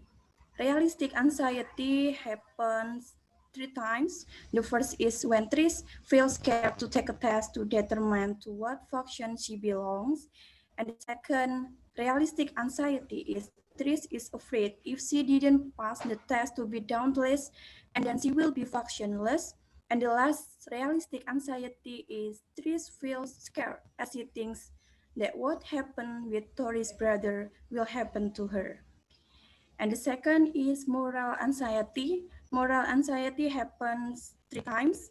The first is when Tris shocked about Al's died and she blames herself.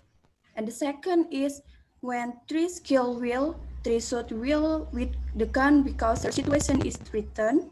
And the last moral anxiety is Tris afraid when all the dauntless kill abnegation. Next.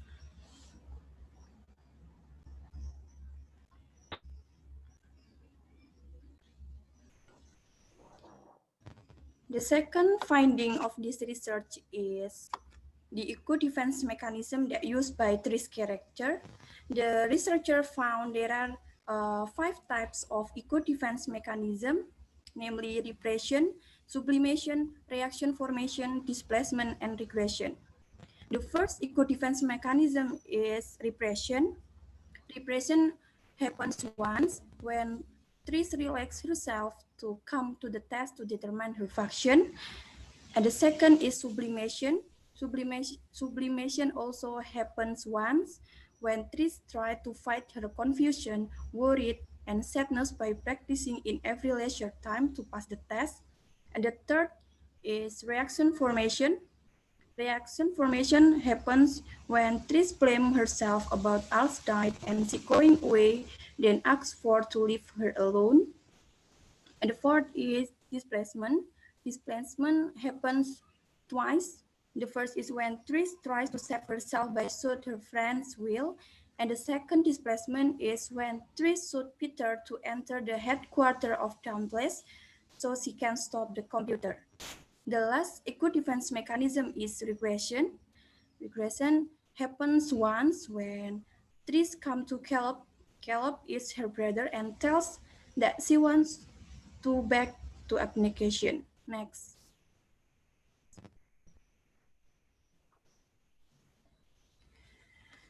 It can be concluded that there are 2 types of anxiety experienced by Tris character, namely realistic anxiety and moral anxiety, with 5 types of eco-defense mechanism experienced by Tris as the main character, namely repression, sublimation, reaction formation, displacement, and regression. And for suggestion, it suggests that Divergent is a good movie to watch, and hopefully this research is capable of being a reference for the other researcher. Next. Okay, that's all my presentation. Thank you for the attention.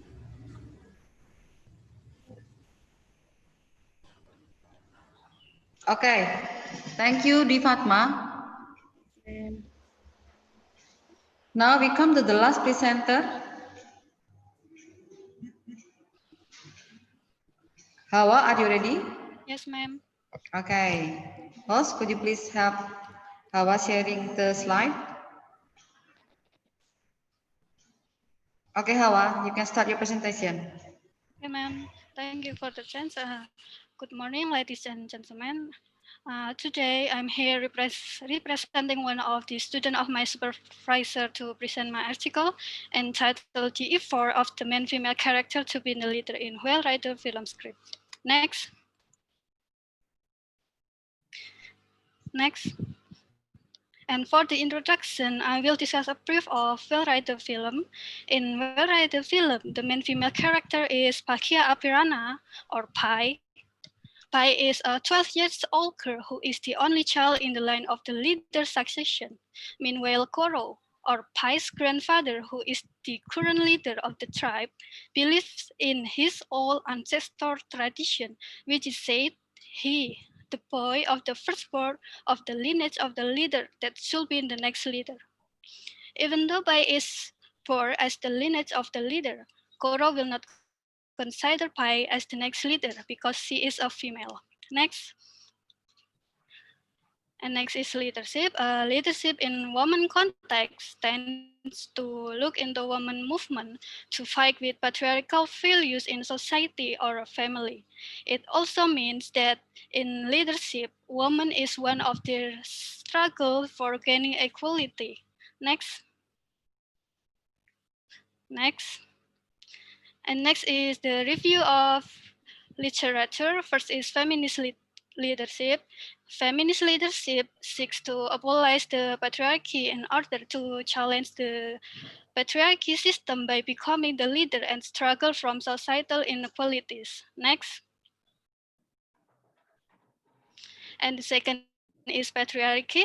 Patriarchy is a social system in which men have a role to organize all the social elements, including controlling women. Women have to follow all the rules or order given by men, so it causes a gender inequality. And the last is gender inequality. Gender inequality is a social condition where men are more dominant than women. It could be said that men considered as a first class while women as the second class. And next. Next. Next.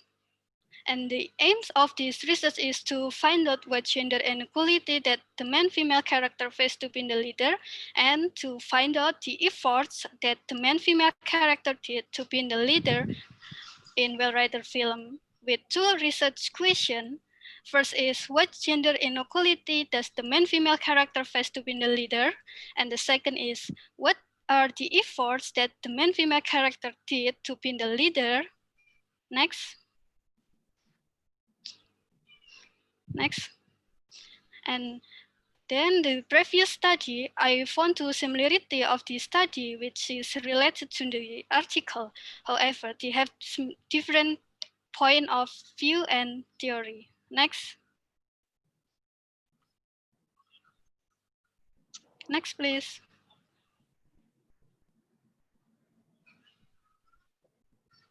Next, please.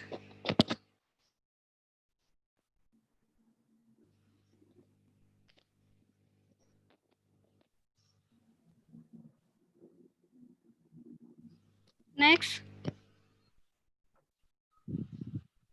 Next. Okay, and the next is method of the data collection. The first thing that I did was watching the film until the end, and then coding the film script, making interpretation and conclusion. And the last is the data analysis was conducted using feminism approach. Next. Next. Next. Okay, and from the analysis of the data, I found two key points of each research question. And for the first example is Pi turned on the pot machine, and her grandfather was mad at her and forbade her to do that again. The scene was when Pi tries to turn on the ship machine using the rope that being thrown away by Koro. Koro, who sees that, mad at Pi. And the second was Pai was scolded by her grandfather because she used Taiha secretly. The scene was when Pai being fondled by Koro while she is practicing Taiha movement with her male friend. Koro gets mad and scolds Pai because Taiha in this film is considered as the man's role. And for the next example of the effort that the main female character did to be the leader, first is Pai secretly followed the sacred class by hiding behind the windows class. The skin was when Pai knows there will be a sacred class where the boys will be taught by Koro about what they need to be the next leader. Pai sneaks from behind the class and peeking the class through the window and following the sacred class. And the second is Pai secretly followed practicing Taiha from afar. This skin was when Pai is following Taiha movement secretly from Koro, while Koro is teaching the boys. Next. And the conclusion from the analysis of the data, I conclude that the main-female character experienced gender inequality when she tried to do like what the other boys do. However, the main-female character was fighting it and proved herself that she could do what the other boys do in order to gain equal roles such as the boys. By her effort, the main female character could prove that she is a decent to be the next leader. Next. That is all from me. Thank you for your attention. Yes, thank you, Hawa. Okay, audience, yeah, that is the end of the presentation sessions from 9 presenters. Before we end this student conference, the second student conference, I would like to remind you that you have to fill up the link, yeah, your attendance links. And for the presenters, the committee will share the link to them privately. Before I close this, there are some information, yeah, some conclusions that I can draw from the keynote speaker's presentation. Nowadays, we come to the 5.0 era, yeah, with the aim creating a society where we can resolve various social change. And the society of the future will be one in which new values and services are created continuously. And then we still need language, of course. What is it? What is it for? It is used to distribute the knowledge. And therefore, we have to acknowledge linguistic and literature. And in this 5.0 era, the big data and AI are commonly used. And then the linguistic and literature, they are still used, yeah, especially in education, to promote education with the purpose to eradicate poverty. And then the skills that we required is for us to be able to improve our communication skills.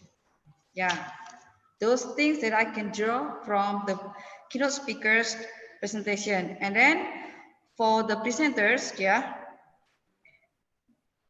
your papers will be published in Jurnal Dinamika Bahasa of FBIB. And for all the participants, your papers will be published in e-proceeding with ESPN. Well, audience, thanks for your participations in this second students conference, and also for the presenters. Thanks for sharing your bright ideas, and for the keynote speakers, thank you also for joining in this second students conference. We come to the end of this session, everybody. That's all. Thank you, and we will see you in the next year for the third student conference. Thank you. Bye. Back to the host.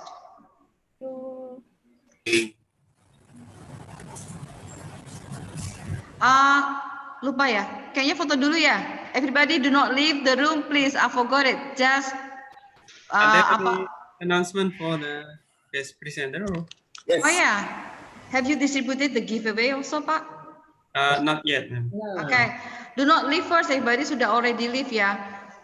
We should take pictures first. Jadi videonya di-on-kan dulu semuanya yang masih ada. Video di-on. Bisa tolong Pak Teguh? Di foto dulu. Okay. No.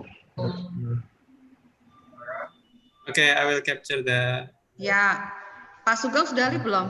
Hang on there. Make sure your video is on, everybody. Let's take a picture. 1, 2. Udah nunggu dulu aja di situ lah, jemput. 1, 2. Mungkin jam 3. Bude kan istirahat. Jam 1 lah aku sampai situ.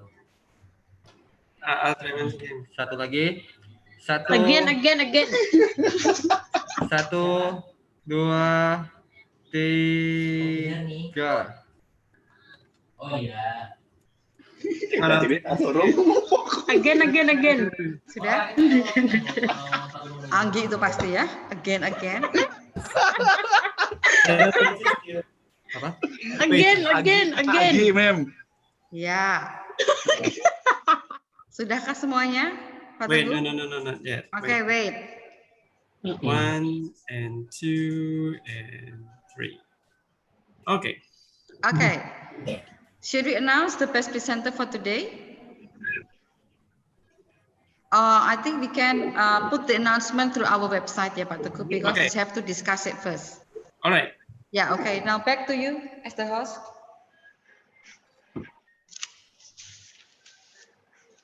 Silakan, All right, Pak. so thank you all. Congratulations for everybody and congratulations for FBIB. Thank you all presenters, the keynote speakers, the deans, and the head of the study program, and all the lecturers. So have very good day, everyone. See you in the future. On the third student conference, yeah, next year. Okay, bye. Okay, bye. Bye, everybody. Bye, Pak Teguh. See you. Don't forget to fill the Attendance list. Okay. Attendance list, ya. Yeah, okay. See you. Bye. Bye-bye. Bye.